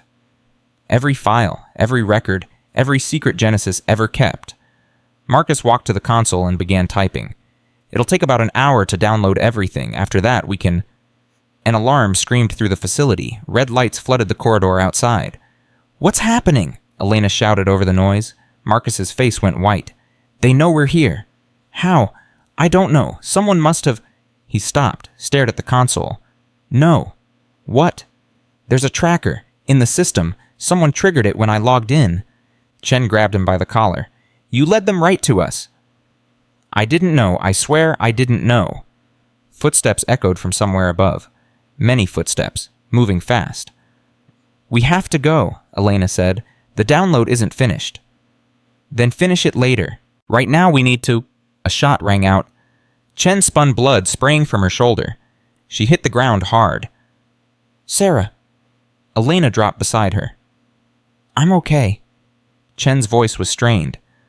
I'm okay. Just a graze. More shots, bullets sparking off metal. Marcus pulled Elena behind a server rack. There's another way out. Emergency exit. But it's 2 levels up. Can you get us there? I don't know. That's not good enough. He grabbed her face, forcing her to look at him. Elena, I know you hate me. I know I destroyed everything we had. But right now, I need you to trust me, just for the next 10 minutes. Can you do that? She wanted to say no. She wanted to spit in his face. But Chen was bleeding, the babies were kicking, and death was pouring through the door. 10 minutes, she said. That's all I need. He pulled a gun from his jacket and started firing. The next 8 minutes were chaos. They moved through corridors Elena had never seen Marcus leading Chen. Stumbling behind with her hand pressed to her wound. Gunfire echoed everywhere. Shadows moved in the peripheral vision. Left, Marcus shouted. They turned. A door. Marcus punched in a code. Access denied. Damn it! He tried again. Access denied. Move! Chen shoved him aside and fired 3 shots into the control panel. The door sparked and swung open. They ran through. Stairs spiraling upward. Elena's lungs burned. Her legs screamed. The babies felt like they were trying to claw their way out. I can't, she gasped. I can't keep going. You have to, Marcus grabbed her arm. We're almost there. I can't. He picked her up, just lifted her like she weighed nothing and started climbing. What are you doing? What I should have done from the beginning, protecting you. They burst through a door at the top of the stairs. Fresh air, salt spray, stars. The helicopter was still there. Go, Chen shouted. They ran across the open ground, bullets kicking up sand around them. Marcus threw Elena into the helicopter and jumped in after her. Chen was last firing behind her until the magazine clicked empty. Get us out of here, she screamed at the pilot. The rotors roared. The helicopter lifted. Below them, figures emerged from the jungle, still shooting their muzzle flashes like fireflies in the dark. A bullet punched through the floor inches from Elena's foot. Then they were over the water. Rising. Escaping. The island shrank to a shadow. Then disappeared entirely. Elena lay on the floor of the helicopter, gasping, tears streaming down her face. She was alive. Somehow, impossibly, she was still alive. Marcus sat across from her, his face bloody, his hands shaking. I'm sorry, he said. I'm so sorry. She didn't respond. Couldn't respond. But for the first time since the crash, she wasn't sure if she hated him. And that terrified her more than anything. They landed at a private airfield somewhere in South Carolina. Chen was taken immediately to a medical team waiting on the tarmac. Her wound was worse than she had admitted. She would survive, but she wouldn't be fighting anyone for a while. Marcus disappeared with a group of federal agents answering questions Elena couldn't hear, and Elena was left alone in a small room with white walls and a locked door, waiting. An hour passed, then 2. The babies wouldn't stop moving. They knew something was wrong. They always knew. It's okay, she told them. We made it. We're safe. But safe felt like a foreign concept now, a word from another lifetime. The door opened. A woman entered. Tall, elegant, silver hair swept back from a face that looked carved from marble. She smiled, but there was no warmth in it. Mrs. Harris, I'm Director Margaret Hayes. I oversee special operations for the Central Intelligence Agency. Elena's blood ran cold. CIA. Yes. Hayes sat in the chair across from her. I understand you've had quite an adventure. That's one word for it. I've read the files you recovered. Impressive work. Genesis has been a ghost for decades, and you brought it into the light. Is that a problem? Hayes tilted her head. That depends on what you do next. What do you mean? I mean that Genesis is larger than you realize. It has friends in places you can't imagine. Friends who would prefer this story go away quietly. Is that a threat? It's a reality. Hayes leaned forward. The president has been briefed. Congress is demanding hearings. The public wants blood. And you, Mrs. Harris, are the only person who can give it to them. So give it to them. It's not that simple. Some of the names in those files... Hayes paused. Let's just say exposing them would cause significant damage to national security. You mean covering up their crimes would protect powerful people? I mean that sometimes justice must be balanced against stability. Elena felt rage building in her chest. You want me to stay quiet? You mean to stay quiet? I want you to consider the consequences, for yourself, for your children. My children are the reason I'm fighting. They were supposed to be taken, used, turned into puppets for people like you. Hayes' expression didn't change. I understand your anger, but anger doesn't win wars. Strategy does. Then what's your strategy? Hayes stood. My strategy is to offer you a choice. You can testify. Tell the world everything. Watch Genesis burn and become a hero. And the other option is that you disappear. New identity. New life. Full protection for you and your children. Genesis never finds you. Your sons grow up normal, safe, free. In exchange for my silence. In exchange for everyone's safety. Elena stared at her for a long moment. I need to think about it. Of course. Hayes walked to the door. But I should mention that your husband has already made his choice. What does that mean? Hayes smiled again, that cold, calculated smile. He's agreed to testify against everyone, including himself. She paused. He said to tell you it's the only way he can make things right. She left. The door clicked shut. Elena sat in the silence, her hands on her belly, her mind spinning. Marcus was going to destroy himself to save her, and she didn't know whether to hate him or thank him. The babies kicked, hard, urgent, as if they already knew what she would choose. Elena didn't sleep that night. She sat in the small room they had given her, hands resting on her belly, watching the clock on the wall tick toward morning. Every minute felt like an hour. Every hour felt like a lifetime. Director Hayes had given her until dawn to decide. Testify and become a target forever, or disappear and let Marcus carry the weight alone. Neither option felt right. At 4 a.m. she asked to see him. The guard hesitated. Ma'am, I don't think that's... I need to see my husband now. Something in her voice must have convinced him. He made a call, spoke in hushed tones, then nodded. 5 minutes. That's all I can give you. They led her down a corridor to another small room. Marcus sat at a metal table, his wrists in handcuffs, his face hollow with exhaustion. He looked up when she entered, and for a moment neither of them spoke. You look terrible, she finally said. He laughed softly. You look beautiful. Don't... I'm sorry. I can't help it. He gestured to the chair across from him. Sit, please. My neck hurts from looking up. She sat. The silence stretched between them, heavy with everything they couldn't say. Why did you agree to testify? She asked. Because it's the only way to end this. You'll go to prison. I know. You'll lose everything. I already lost everything. His eyes met hers. The day you found out what I really was, I lost the only thing that ever mattered to me. Don't make yourself the victim here. I'm not. He leaned forward, chains rattling. I'm trying to explain. My whole life I followed orders. Did what they told me. Hurt people without question. And then I met you, and for the first time I understood what it meant to actually love someone. Love doesn't excuse what you did. No, it doesn't, but it's why I'm doing this now. He reached across the table, stopping just short of touching her hands. I can't undo the past. I can't give you back the years I stole. But I can make sure our sons never have to live in the world Genesis wanted to create. Elena stared at his hands, the same hands that had held her, comforted her, lied to her. Hayes gave me a choice, she said quietly.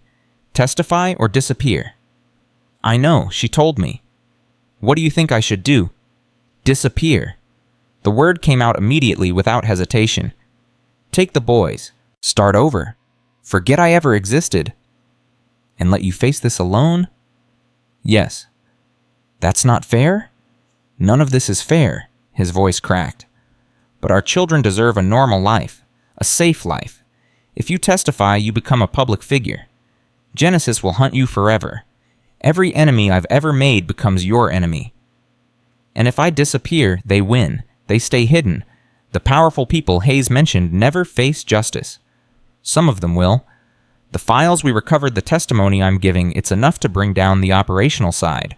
The people who ran the facilities, the scientists, the recruiters, but not the people at the top. Marcus was silent. That's what I thought. Elena stood up. I didn't survive a plane crash and a kidnapping and a shootout just to let the real villains walk free. Elena, I'm going to testify. He closed his eyes. Please don't. I have to, for our sons, for all the children Genesis used, for my mother. She moved toward the door. And maybe somewhere in all of this for you, too. Elena? She turned. I love you, he said. I know you don't believe me. I know I don't deserve you, but I love you. I always will. She looked at him for a long moment. The man she had married, the man who had destroyed her life, the man who was now trying to save it. I know, she said. Then she walked out. The congressional hearings began 3 days later. Elena sat in a small waiting room behind the chamber watching the proceedings on a monitor. Senators she recognized from television sat in a row, their faces grave, their questions sharp. Marcus was on the stand. Mr. Harris, can you describe your role within the Genesis organization? I was what they called an acquisition operative. My job was to identify potential subjects based on genetic profiles provided by the program. Once identified, I would establish contact, build a relationship, and eventually facilitate pregnancy. A murmur rippled through the chamber. And how many women did you target in this capacity? Marcus paused. 3. Elena was the third. What happened to the other 2? The first was unsuccessful. The pregnancy didn't take. The second... He swallowed. The second died during childbirth. Complications, they said, but I learned later that Genesis terminated her when the child showed genetic abnormalities. Elena felt sick. They killed her. They killed both of them, the mother and the child. And you continued working for them after that. Yes.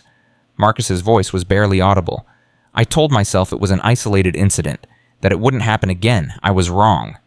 The questioning continued for hours. Elena watched every minute, her hands pressed against her belly, feeling the twins move in response to her heartbeat. She learned things she hadn't known, about Marcus's childhood in the program, about his mother still alive, still captive somewhere, about the network of operatives spread across the country embedded in hospitals and fertility clinics and government agencies. She learned about the children, hundreds of them raised in Genesis facilities until they were old enough to be placed, sent to boarding schools, foster homes, adopted by carefully vetted families, groomed from birth for positions of influence. Some of them were now senators, CEOs, military commanders. Some of them were in this very building. When Marcus finished his testimony, he was led away in chains. He didn't look back. Elena's turn came the next morning. She walked into the chamber on unsteady legs, her pregnancy making every step deliberate. Cameras flashed, voices murmured, 100 eyes followed her to the witness stand. Please state your name for the record.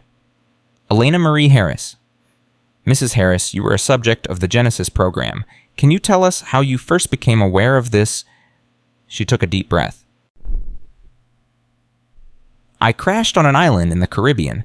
My plane went down and I was stranded for 8 days. During that time, I discovered an underground facility. Inside, I found documents, photographs, and files that detailed a program called Genesis. What did these files reveal? That I had been selected before I was born. That my mother was Subject 23 in the program. That my grandmother was Subject 8. That my entire bloodline had been engineered for over 60 years. And your husband? My husband was assigned to me. Our meeting, our relationship, our marriage, all of it was orchestrated by Genesis. How did that make you feel? Elena paused. Such a simple question, such an impossible answer. Like my entire life was a lie. Like everything I thought I chose was actually chosen for me. Like I was never really a person at all, just a vessel for someone else's experiment. The chamber was silent. But I'm not going to let them win, she continued. I'm not going to let my sons grow up thinking they're products. They're human beings. They have the right to make their own choices, live their own lives, become their own people. And I'm going to fight for that right until my last breath. A senator leaned forward. Mrs. Harris, are you aware that some of the individuals implicated in these files hold positions of significant power? Yes. And you're still willing to testify against them? Yes. Even knowing the risk to yourself and your children. Elena looked directly into the camera. My mother was killed by these people. My grandmother was used by them. I will not be the third generation to stay silent. Someone has to speak. Someone has to say enough. I'm that someone. The testimony lasted 4 hours. She answered every question, revealed every detail, named every name she knew. By the time she finished, 3 senators had left the chamber without explanation. Director Hayes was waiting for her outside. "That was quite a performance," Hayes said. "It wasn't a performance." "I know, that's what concerns me." Hayes fell into step beside her. "You've made powerful enemies today." "I've had powerful enemies since the day I was born. At least now they know I'm fighting back." "Fighting is one thing, winning is another." Elena stopped walking. "What do you want from me?" "I want you to be careful." Hayes' expression softened slightly. "The people you named, they don't forget, they don't forgive, and they have very long memories." "Is that a threat?" "It's a warning, from someone who's been in this game longer than you've been alive." Hayes handed her a card. "My private number. If you ever need help, call, day or night." Elena took the card. "Why would you help me?" "Because I've seen what Genesis does to people, and because your mother was one of the best agents I ever trained." Elena froze. "What did you say?" "Your mother. Subject 23. Her real name was Sarah Chen." "That's impossible. Sarah Chen is a common name. Your mother used it before she was recruited. Commander Chen borrowed it as an alias. A tribute, I suppose." Hayes smiled sadly. "Your mother tried to bring down Genesis 30 years ago. She almost succeeded. Then they found her. They killed her. They made it look like childbirth complications, but yes, they killed her because she got too close." Hayes turned to leave. "Don't make the same mistake." She walked away, leaving Elena standing alone in the corridor. Her mother had been an agent, a fighter, someone who tried to destroy Genesis before Elena was even born, and she had died for it. The babies kicked hard as if sensing her turmoil. "I know," Elena whispered. "I know." 2 weeks passed. The hearings continued. More witnesses came forward, more evidence emerged. The news cycle exploded with revelations. 3 senators resigned. A major pharmaceutical CEO was arrested. A 4-star general committed suicide in his office.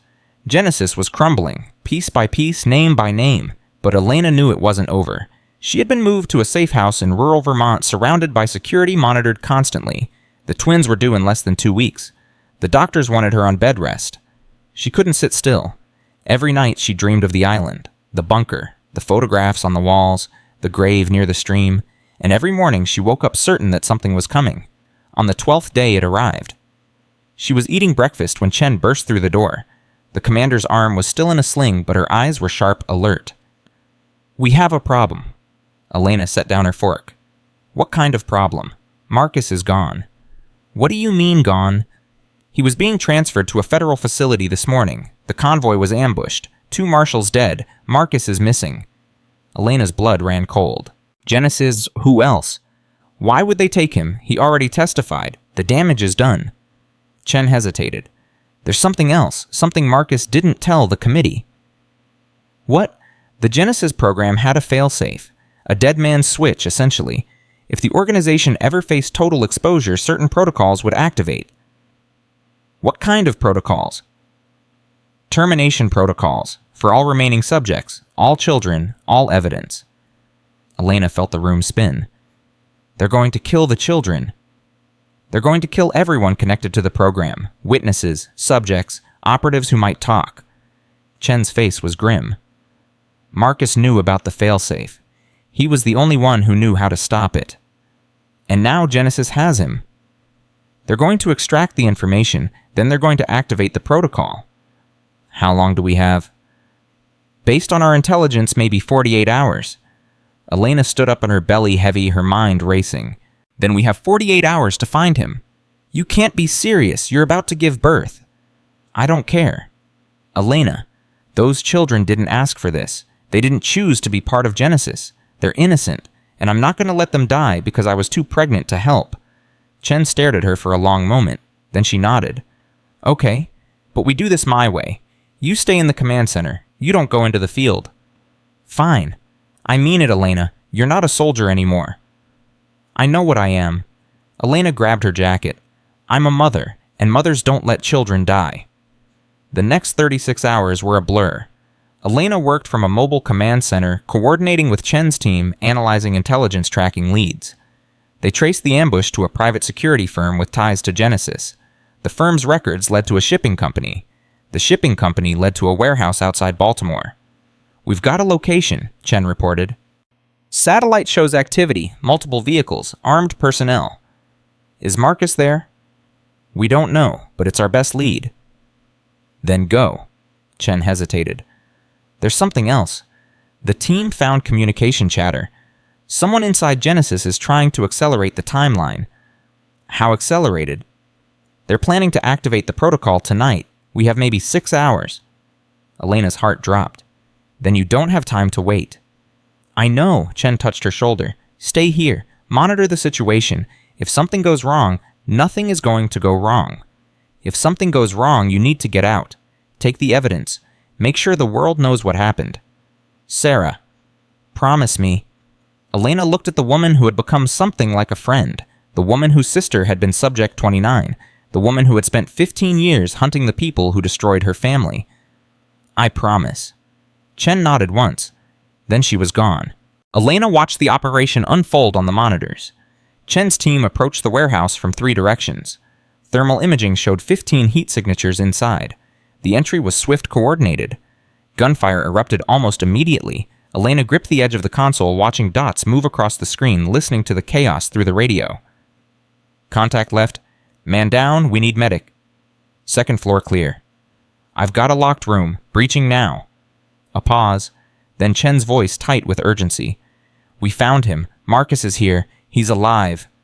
Elena exhaled. But he's hurt. Bad. They were interrogating him. He needs immediate evac. What about the failsafe? He says it's already started. The countdown began an hour ago. We have less than 5 hours. Can he stop it? Static. Then, he says there's only one way. The master server. It's on the island. Elena's blood froze. The island, where it all began. Sarah, you can't make it to the island in 5 hours. I know, Chen's voice was heavy. But you can. What? There's a helicopter standing by. It can get you there in 4 hours if you leave now. I'm 8.5 months pregnant. I know, but Marcus can barely speak. I'm pinned down here. You're the only one who knows the bunker layout. You're the only one who can find the server room. Elena stared at the monitor, at the tiny dots representing lives, at the clock counting down. The babies will be born into a world without Genesis, or they'll be born into a world where every child like them is hunted down and killed. Chen's voice softened. I know what I'm asking. I know it's impossible, but you're the only chance we have. Elena closed her eyes. She thought about her mother, about her grandmother, about all the women who had come before her. They had all been victims, subjects, numbers on a list, but she was different. She had survived the crash, survived the island, survived the betrayal and the revelation and the hearings. She was not a victim. She was a fighter. Send the helicopter, she said. The flight was brutal. Elena sat strapped into her seat, gripping the armrests, feeling every turbulent moment in her bones. The babies were restless, kicking constantly as if they knew where they were going. 20 minutes out, the pilot reported. She nodded, unable to speak. Through the window, she could see the Caribbean stretching below. The same water she had crossed weeks ago, believing she was flying to a vacation. The same sky that had swallowed her plane and dropped her into a nightmare. And now she was going back. The island appeared on the horizon, smaller than she remembered, darker. I'm setting down on the beach, the pilot said. You'll have to move fast. The bunker entrance is 1/2 mile inland.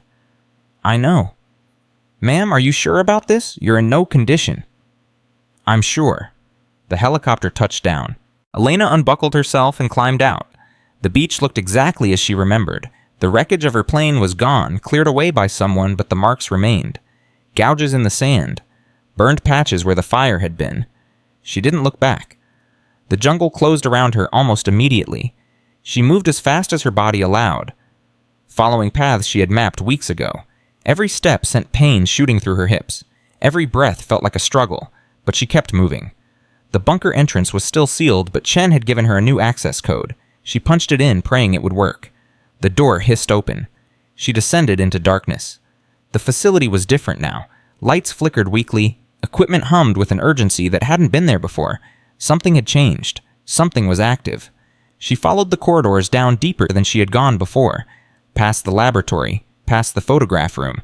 Down to sublevel 3 where Marcus had shown them the server room. The door was open. Someone had been here recently. She stepped inside. The monitors were all active now, displaying a countdown. Red numbers ticking backward. 04-23-17, 04-23-16, 04-23-15, less than 4.5 hours. Okay, she said out loud. Okay, think. Marcus had said there was a way to stop it. A code. A command. Something. She sat at the central console and began searching. Files scrolled past. Directories opened and closed. Her fingers flew across the keyboard muscle memory from years of medical records taking over. Then she found it. Failsafe protocol authorization required access code.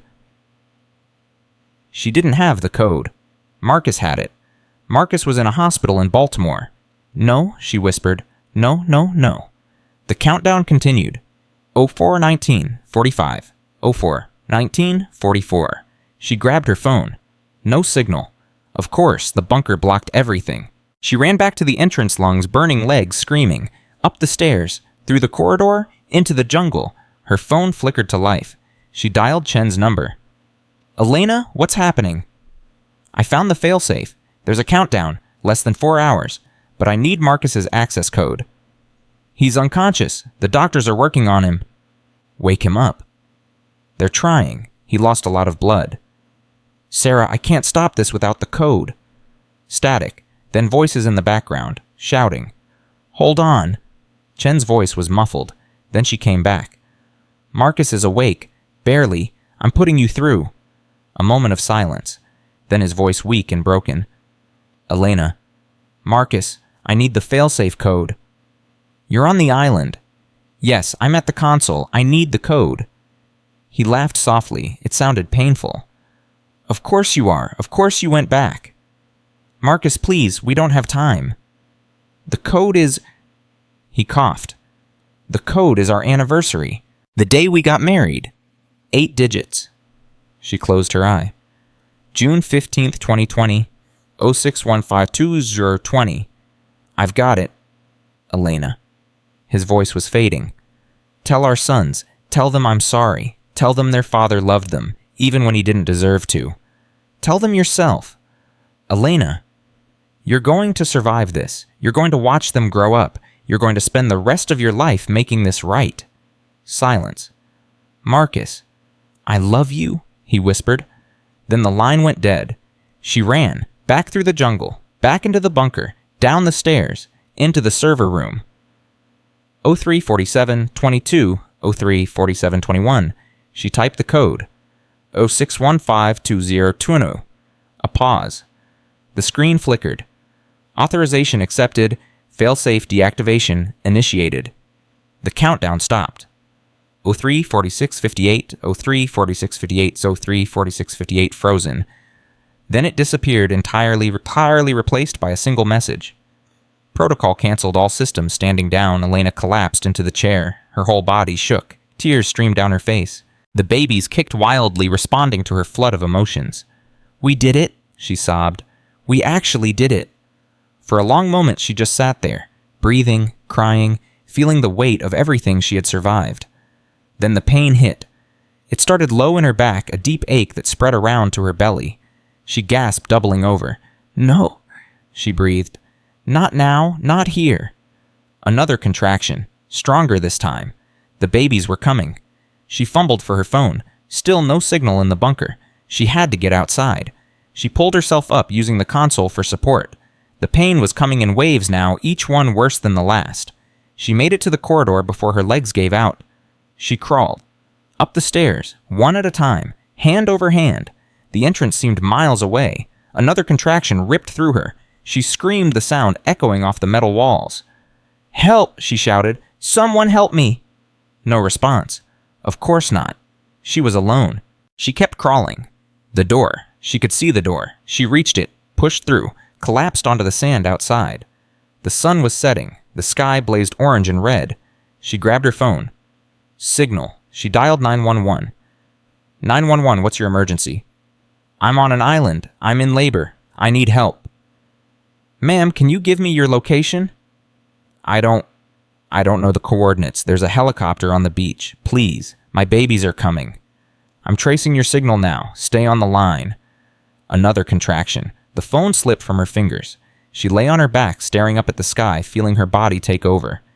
This was happening, ready or not, here or anywhere else. Her sons were coming into the world, and she was going to bring them in alone. The helicopter pilot found her 20 minutes later. By then, she had already delivered the first twin.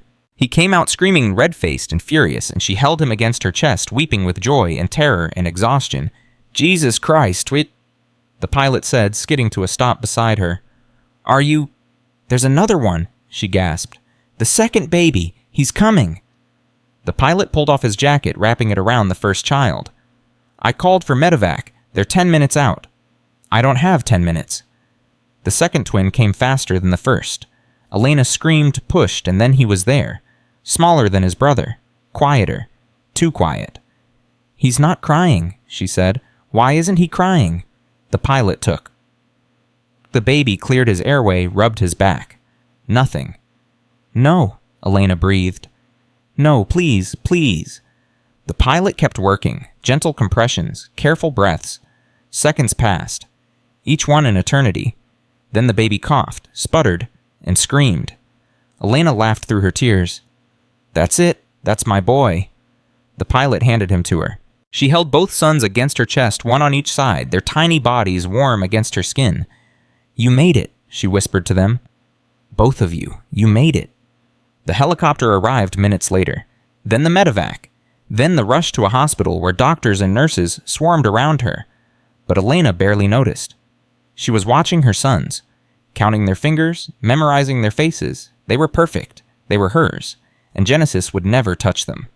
3 weeks later, Elena stood in a hospital room in Washington, D.C. Marcus lay in the bed, hooked up to machines, his face pale but his eyes clear. She was holding the twins. "Noah and Daniel, she said, placing them in his arms. "I named them after my grandfather and yours." Marcus stared down at his sons.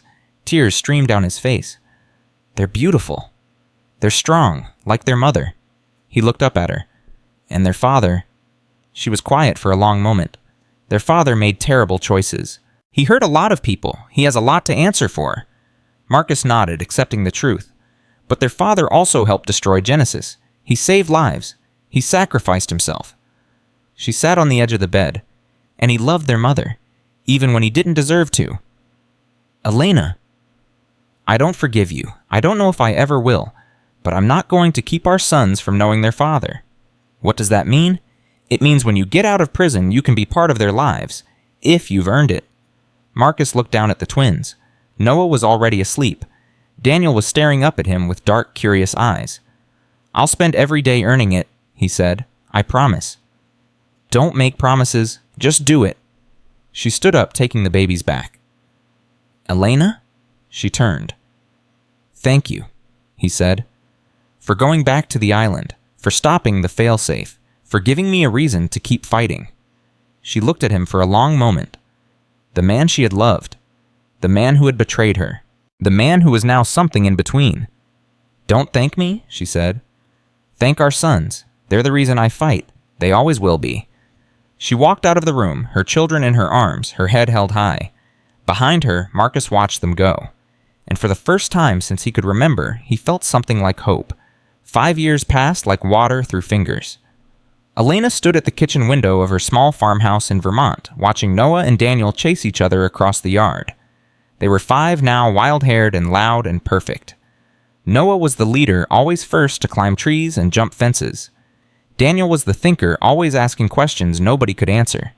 They knew nothing about Genesis, nothing about islands or bunkers or the man who had engineered their existence. To them, life was simple. School and soccer and bedtime stories. Elena intended to keep it that way.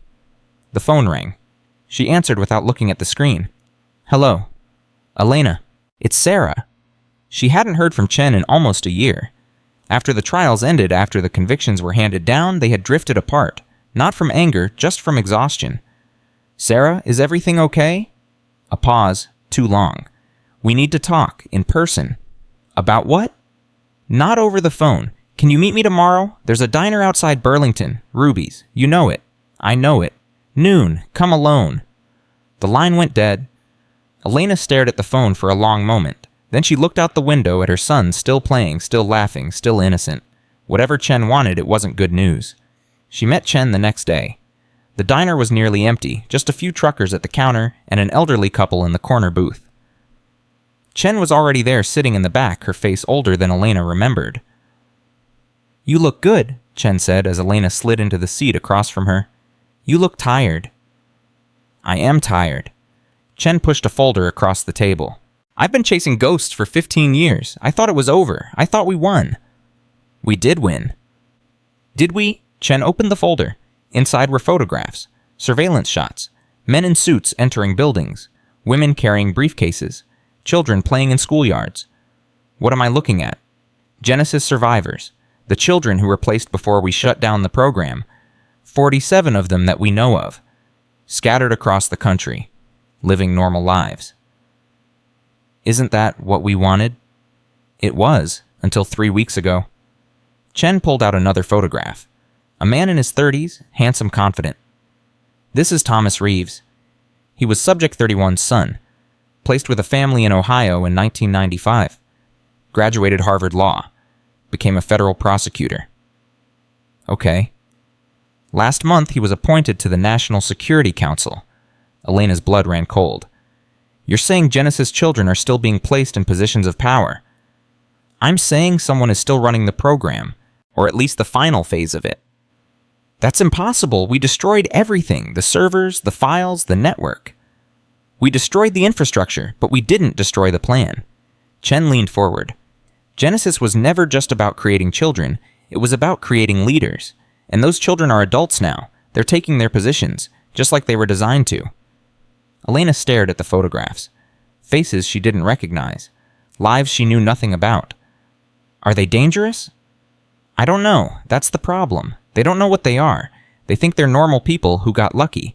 But their genetics, their upbringing, their placement, it was all engineered. And someone somewhere is still pulling the strings. Who? Chen hesitated. That's why I called you, because the only person who might know is currently serving 20 years in a federal prison. Marcus. He designed the placement protocols. He knows which children went where and why. If anyone can identify who's controlling them now, it's him. Elena closed her eyes. She had spent 5 years trying to move on, trying to build a life that wasn't defined by Genesis, trying to raise her sons without the shadow of their father's crimes. And now this. I can't, she said. I can't go back to that. Elena. My sons are 5 years old. They have friends. They have a school. They have a life. I'm not going to destroy that by dragging their father back into our world. What if their world is already in danger? Elena opened her eyes. What do you mean? Chen pulled out one more photograph. 2 boys playing in a schoolyard, wild-haired, loud, Noah and Daniel. This was taken yesterday, Chen said quietly, by someone who isn't on my team. Elena's heart stopped. Someone is watching my sons. Someone is watching all of them, every Genesis child, every offspring, every potential threat. Chen's voice dropped. And if they decide your boys are a liability, Shamanese. She didn't finish the sentence. She didn't need to. Elena grabbed the photograph, her hands shaking. Her boys, her babies, caught in crosshairs she had never seen. How do I stop this? You find out who's running the show, and you shut them down, permanently. And you think Marcus can help. I think Marcus is the only one who can help.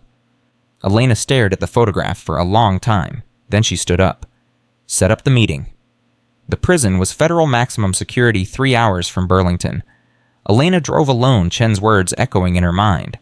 She hadn't seen Marcus in 4 years, hadn't spoken to him, hadn't wanted to, but this wasn't about her anymore. The visiting room was small and sterile. A table, 2 chairs, a guard by the door. Marcus was brought in wearing orange, his wrists cuffed, his face gaunt. He looked 10 years older than the last time she had seen him, but his eyes lit up when he saw her. Elena? Don't. She held up a hand. This isn't a reunion. I need information. The light faded. He nodded slowly and sat down. About what made Genesis is still active. He went very still. That's impossible. Is it? She slid the folder across the table. 47 children, all placed before the shutdown, all moving into positions of power. Someone is still guiding them. Marcus opened the folder. His face changed as he looked through the photographs. Recognition, understanding, fear. Where did you get these? Chen. Sarah Chen is still investigating. Sarah Chen never stopped. Elena leaned forward. Who's running this Marcus? Who's still pulling the strings? He was quiet for a long moment. Then he closed the folder. There was always a failsafe within the failsafe, a final layer that even I didn't fully understand. What kind of layer? The program was designed to be self-perpetuating. Even if the organization was destroyed, the children would continue. They would rise. They would take power, and eventually they would rebuild Genesis from the inside. You're saying the children are the program now? Some of them, the ones who were identified as prime candidates. They were given additional conditioning, subliminal triggers, loyalty protocols that activate when they reach certain positions. That sounds like science fiction. It sounded like science fiction in 1962 too, and now it's happening. Elena felt sick. My sons, are they? No. Marcus said it immediately firmly. I made sure of that. Whatever else I did, I protected them. They have no triggers, no conditioning. They're just children. But someone is still watching them. Someone will always be watching them because of what they represent, because of their bloodline. He met her eyes. Elena, you can't stop this by hiding. You can't protect them by running. Then what do? You find the source. The person coordinating the placements. The one who inherited control when I was arrested. Who is it? Marcus hesitated. I don't know for certain, but I have a suspicion. Tell me. Director Hayes. Elena's blood turned to ice. Margaret Hayes, CIA. She was never just CIA. She was Genesis from the beginning. Her father founded the program. Her mother was Subject 1. She helped me. She offered me protection. She offered you containment, control, the same thing Genesis always offered. Marcus shook his head. Hayes doesn't want to destroy the program. She wants to perfect it, and she's been waiting decades for the right moment. What moment? The moment when enough Genesis children are in place, when they control enough of the government, the military, the economy, when they can reshape the world according to her vision. And when is that moment? Marcus looked at her with something like pity. It's now. Elena left the prison in a daze. Her phone rang before she reached her car. Unknown number. She answered, Mrs. Harris, or should I say Elena? Hayes. How did you get this number? I have access to everything, dear. Surely you figured that out by now. What do you want? The same thing I've always wanted.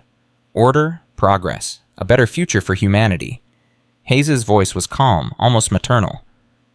You've done remarkable work, Elena, surviving the island, exposing the old guard, clearing the way for the next phase. I didn't clear the way for anything. Of course you did. You eliminated the weak links, the compromised operatives, the outdated infrastructure. You made Genesis stronger by making it invisible. Elena's hands were shaking. You're insane. I'm a visionary. There's a difference. Hayes paused. Your sons are beautiful, by the way. Noah has your eyes. Daniel has his father's intelligence. If you touch them. I have no intention of touching them. They're exactly where they need to be, growing up normal, developing naturally. When they're ready, they'll find their way to us. They all do. I won't let that happen. You won't have a choice. You can't fight genetics, Elena. You can't fight destiny. Your mother tried. Your grandmother tried. They both failed. And so will you. Watch me. Hayes laughed softly. I have been watching you for your entire life, and I have to say you've exceeded every expectation. That's why I'm offering you a choice. What choice? Join us. Bring your sons into the fold willingly. Help guide the next generation. You could be part of something historic, Elena, something that will change humanity forever. And if I refuse, silence. Then I'll have to consider you a threat, and I don't leave threats unaddressed. The line went dead. Elena stood in the parking lot, her heart pounding, her mind racing. She had two options. Run and hide and pray Hayes never found them, or fight and risk everything. She thought about her sons, about the life she had built, about the future she had promised them. Then she thought about her mother, her grandmother, all the women who had come before her. They had all run, they had all hidden, and they had all died anyway. Not her, not this time. She dialed Chen's number. Sarah, we need to move, now. The next 72 hours were the most dangerous of Elena's life. Chen mobilized every contact she had, FBI agents who owed her favors, journalists who had covered the original Genesis story, former operatives who had defected from Hayes' network. They worked around the clock gathering evidence, tracking communications, building a case that couldn't be buried. Elena stayed in a safe house with her sons, watching their every movement, jumping at every sound. "Mommy, why are we hiding?" Noah asked on the second night. "We're not hiding, baby. We're just taking a little vacation." "This doesn't look like a vacation." Sometimes vacations look different than you expect. Daniel, quieter than his brother, crawled into her lap. "Are we in danger?" She held him tight. "I will never let anything happen to you. Either of you. Do you understand?" "Yes, Mommy." "Good." She kissed the tops of their heads. "Now go to sleep. Tomorrow's going to be a big day." She didn't tell them how big. The raid happened at dawn. Federal agents hit Hayes' home, her offices, her private facilities simultaneously. Elena watched the coverage from the safe house, her son still sleeping, her heart in her throat. Chen called at 7 a.m. "We got her." "Is it over?" "We found servers, documents, communication logs going back 30 years. It's enough to bring down the entire network." "What about the children, the ones who were placed?" "We're working on that, identifying them, reaching out, deprogramming where necessary." "And Hayes?" A pause. "She's asking for you. "What?" "She won't talk to anyone else. She says she has information about your sons. Information only she can provide." Elena's blood ran cold. "What kind of information?" "She won't say, but Elena, I think you should hear her out." 3 hours later, Elena sat across from Margaret Hayes in a federal interrogation room. Hayes looked smaller without her power. Older, but her eyes were still sharp, still calculating. "You came," Hayes said. "You threatened my children." "I offered them a future. There's a difference." "Spare me the philosophy. What do you want?" Hayes smiled thinly. "Straight to business. I've always admired that about you." "You don't know anything about me." "I know everything about you. I've studied your bloodline for 60 years. Your grandmother was brilliant but weak. Your mother was strong but reckless. You—" Hayes tilted her head. "You're something new, a combination we never expected." "Is that supposed to be a compliment?" "It's an observation, one that leads me to my point." Hayes leaned forward. "Your sons are special, Elena. More special than you realize. They're children. They're the culmination of 3 generations of genetic refinement. Their potential is unprecedented. Their capabilities will exceed anything we've ever produced." "They're not products." "No, they're better." Hayes' eyes gleamed. "They're the future. And someone will guide that future. The question is whether it will be me or you. I'm not guiding anything. I'm letting them be normal." "Normal," Hayes laughed. "There's no such thing as normal for them. They'll always be different. They'll always stand out. They'll always attract attention from people who want to use them." She paused. "The only question is whether they'll be prepared for that attention." Elena stared at her. "What are you suggesting?" "I'm suggesting that you can't protect them by pretending they're ordinary. You can only protect them by teaching them what they are, by giving them the tools to survive in a world that will always see them as targets. And you think you're the one to provide those tools?" "I think I'm the only one who truly understands what they are, what they need." Hayes' voice softened. "I'm dying, Elena. Cancer. 6 months, maybe less. Everything I built, everything I planned, it's slipping away. But your sons could carry it forward. They could fulfill the vision." "Your vision was eugenics and manipulation." "My vision was excellence, achievement, a humanity that reaches its full potential instead of wallowing in mediocrity." Hayes shook her head. "You destroyed my organization. Congratulations, but you can't destroy the idea, and you can't change what your sons are." Elena stood up. "Watch me." She walked to the door. "Elena." She stopped. "There's one more thing you should know." Hayes' voice had changed. Softer, almost human. "Your mother didn't die in childbirth. I gave the order to terminate her. She had discovered too much. She was going to expose everything." Elena turned slowly. "Why are you telling me this? Because you deserve to know the truth, and because I want you to understand something." Hayes met her eyes. "I killed your mother to protect the program, and I would do it again. That's who I am.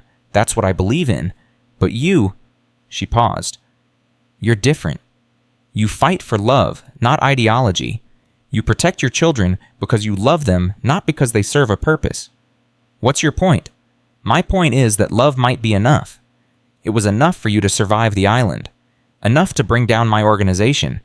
Enough to be sitting here right now victorious. Hayes smiled sadly. I spent my whole life believing that genetics determined everything. That love was weakness. Maybe I was wrong. Elena stared at her for a long moment. You were wrong about a lot of things. She left without looking back. 6 months later, Margaret Hayes died in prison. The Genesis network collapsed completely. Children who had been placed were identified. Counseled, given the chance to reclaim their own futures. Some struggled, some thrived. All of them learned the truth about who they were and where they came from. The world moved on as it always does. And Elena began to rebuild. She moved with the boys to a small town in Colorado, far from Washington and prisons and memories. She bought a house with a big yard, got a job at a local clinic, started living the normal life she had always wanted. But Hayes' words stayed with her. You can't protect them by pretending they're ordinary. The boys were 7 when she finally told them. It was a summer evening. They were sitting on the porch watching fireflies blink in the twilight. Noah was restless as always.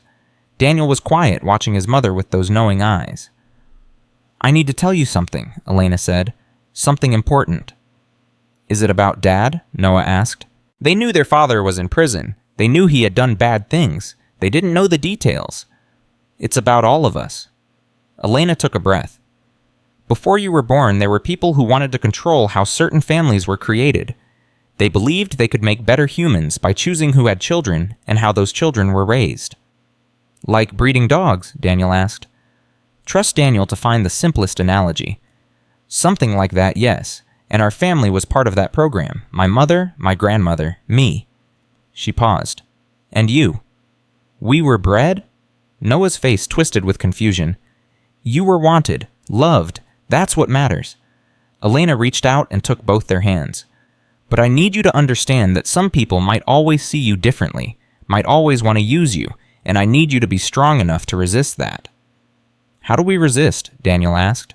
By knowing who you are, not what someone else says you are, not what your genetics suggest, but who you choose to be. She squeezed their hands. You get to decide your own futures, no one else. That's your birthright. Noah was quiet for a long moment. Then, is that why Dad is in prison? Because he helped those people thump? Yes? Do you hate him? Elena considered the question carefully. I hate what he did. I hate the choices he made. But I don't hate him. Because those choices also gave me you. Can we see him? Daniel asked quietly. Someday, when you're ready, when you have questions that only he can answer. Will he tell us the truth? I think so. He's not the same man he was. She pulled them close. None of us are who we were. That's what survival does. It changes you. They sat together until the fireflies faded and the stars came out. 3 years later, Marcus was released. Good behavior, cooperation with ongoing investigations. Time served. Elena didn't pick him up, didn't call, didn't reach out. He found them anyway. It was a Saturday morning. The boys were playing basketball in the driveway. Elena was gardening her hands in the soil, her mind miles away. A car pulled up. She knew who it was before she looked. Marcus got out slowly. He was thinner, grayer, but his eyes were clear, sober in a way they hadn't been during their marriage. Elena? She stood up, brushing dirt from her knees. You found us. It wasn't hard. You're not hiding anymore. No, I'm done hiding. The boys had stopped playing. They stood frozen, staring at the stranger who looked so much like them. Marcus's face crumpled. God, they're beautiful. They're strong and smart and kind. Elena's voice was steady. They know everything. Everything. Everything they need to know. He nodded slowly. Can I meet them? Elena looked at her sons. Noah's jaw was set defensive. Daniel's eyes were curious, probing. That's up to them. Daniel moved first. He walked across the lawn until he stood directly in front of Marcus. You're our father. Yes. You hurt Mom. You hurt a lot of people. Yes? Why? Marcus knelt so he was eye level with his son. Because I believed in something that was wrong. I thought I was making the world better, but I was actually making it worse. I was so focused on what I thought was important that I forgot what actually matters. What actually matters, like family, love, the people who trust you. His voice broke. I lost all of that, and I'll spend the rest of my life trying to earn it back. Noah stepped forward, positioning himself slightly in front of his brother. Protective, fierce. We don't need a father. We've been fine without you. I know. Your mother raised you better than I ever could. Then why are you here? Marcus looked at both of them. Because I want you to know that I'm sorry. Not because I expect you to forgive me, not because I deserve another chance, but because you deserve to hear it, directly, from me. The boys exchanged a glance, some silent communication that Elena couldn't interpret. Then Daniel spoke. Do you want to play basketball? Marcus blinked. What? Basketball. We were playing. Do you want to join? For a long moment, nobody moved. Then Marcus smiled, a real smile, broken and hopeful. I'd like that. Elena watched them play. Marcus was rusty awkward, missing easy shots. The boys were faster, stronger, already better than he would ever be. But they were laughing, all three of them. Laughing and competing and connecting in a way she had never expected to see. Chen had called her last week. The final Genesis trials were ending. The last loose ends were being tied up. It was over. Really, truly over. But watching her sons with their father Elena realized something important. It was never really about Genesis. It was never about genetics or programs or secret organizations. It was about choices. Her grandmother had chosen to submit. Her mother had chosen to fight alone. Elena had chosen to fight together, to build alliances, to trust people even when trust seemed impossible, and now her sons would make their own choices.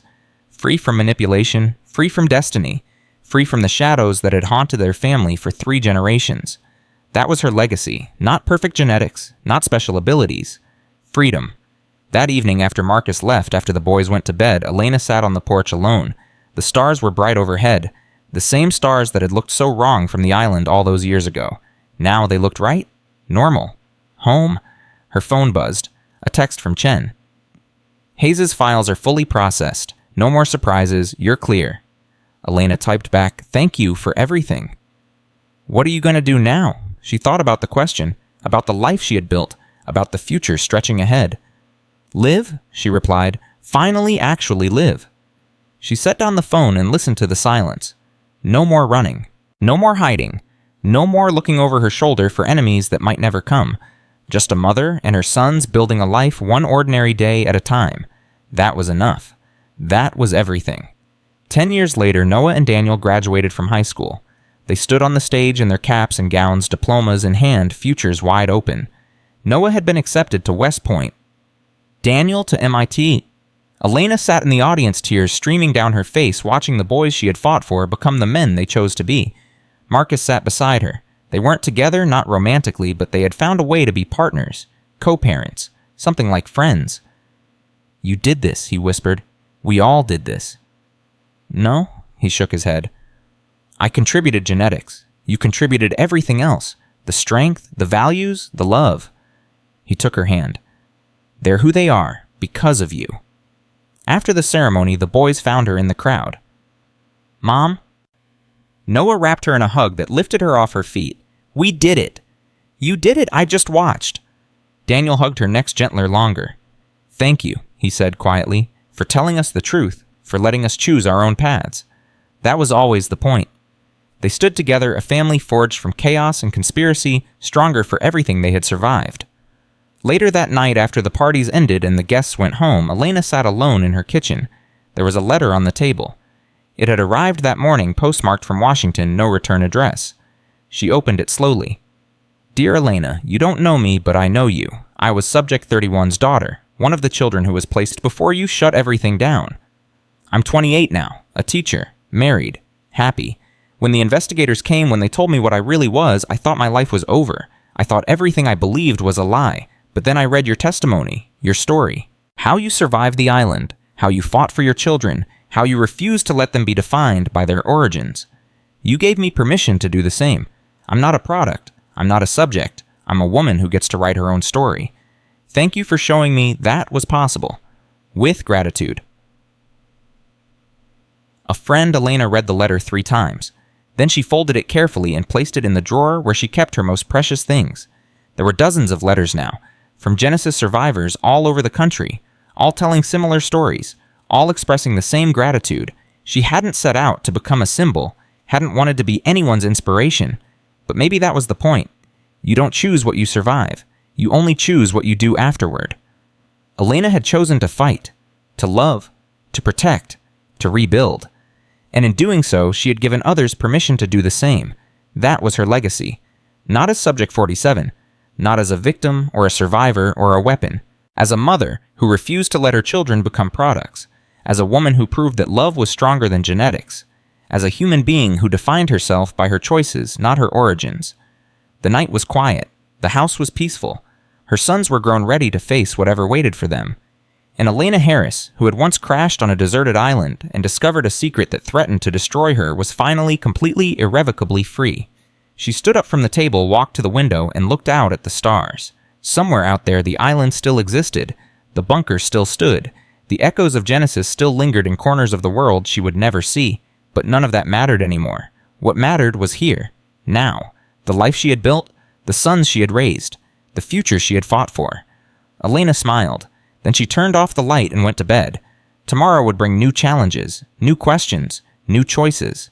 But tonight she would sleep peacefully, because she had done what her mother couldn't, what her grandmother couldn't, what generations of women before her had tried and failed to do. She had broken the cycle, and her children would never be defined by anyone's design but their own. That was worth surviving for. That was worth fighting for. That was worth everything. The end of Genesis was not destruction or revenge. The end of Genesis was two boys standing on a graduation stage free to become whoever they wanted to be, and their mother in the audience watching them soar, knowing that love had won. It always does.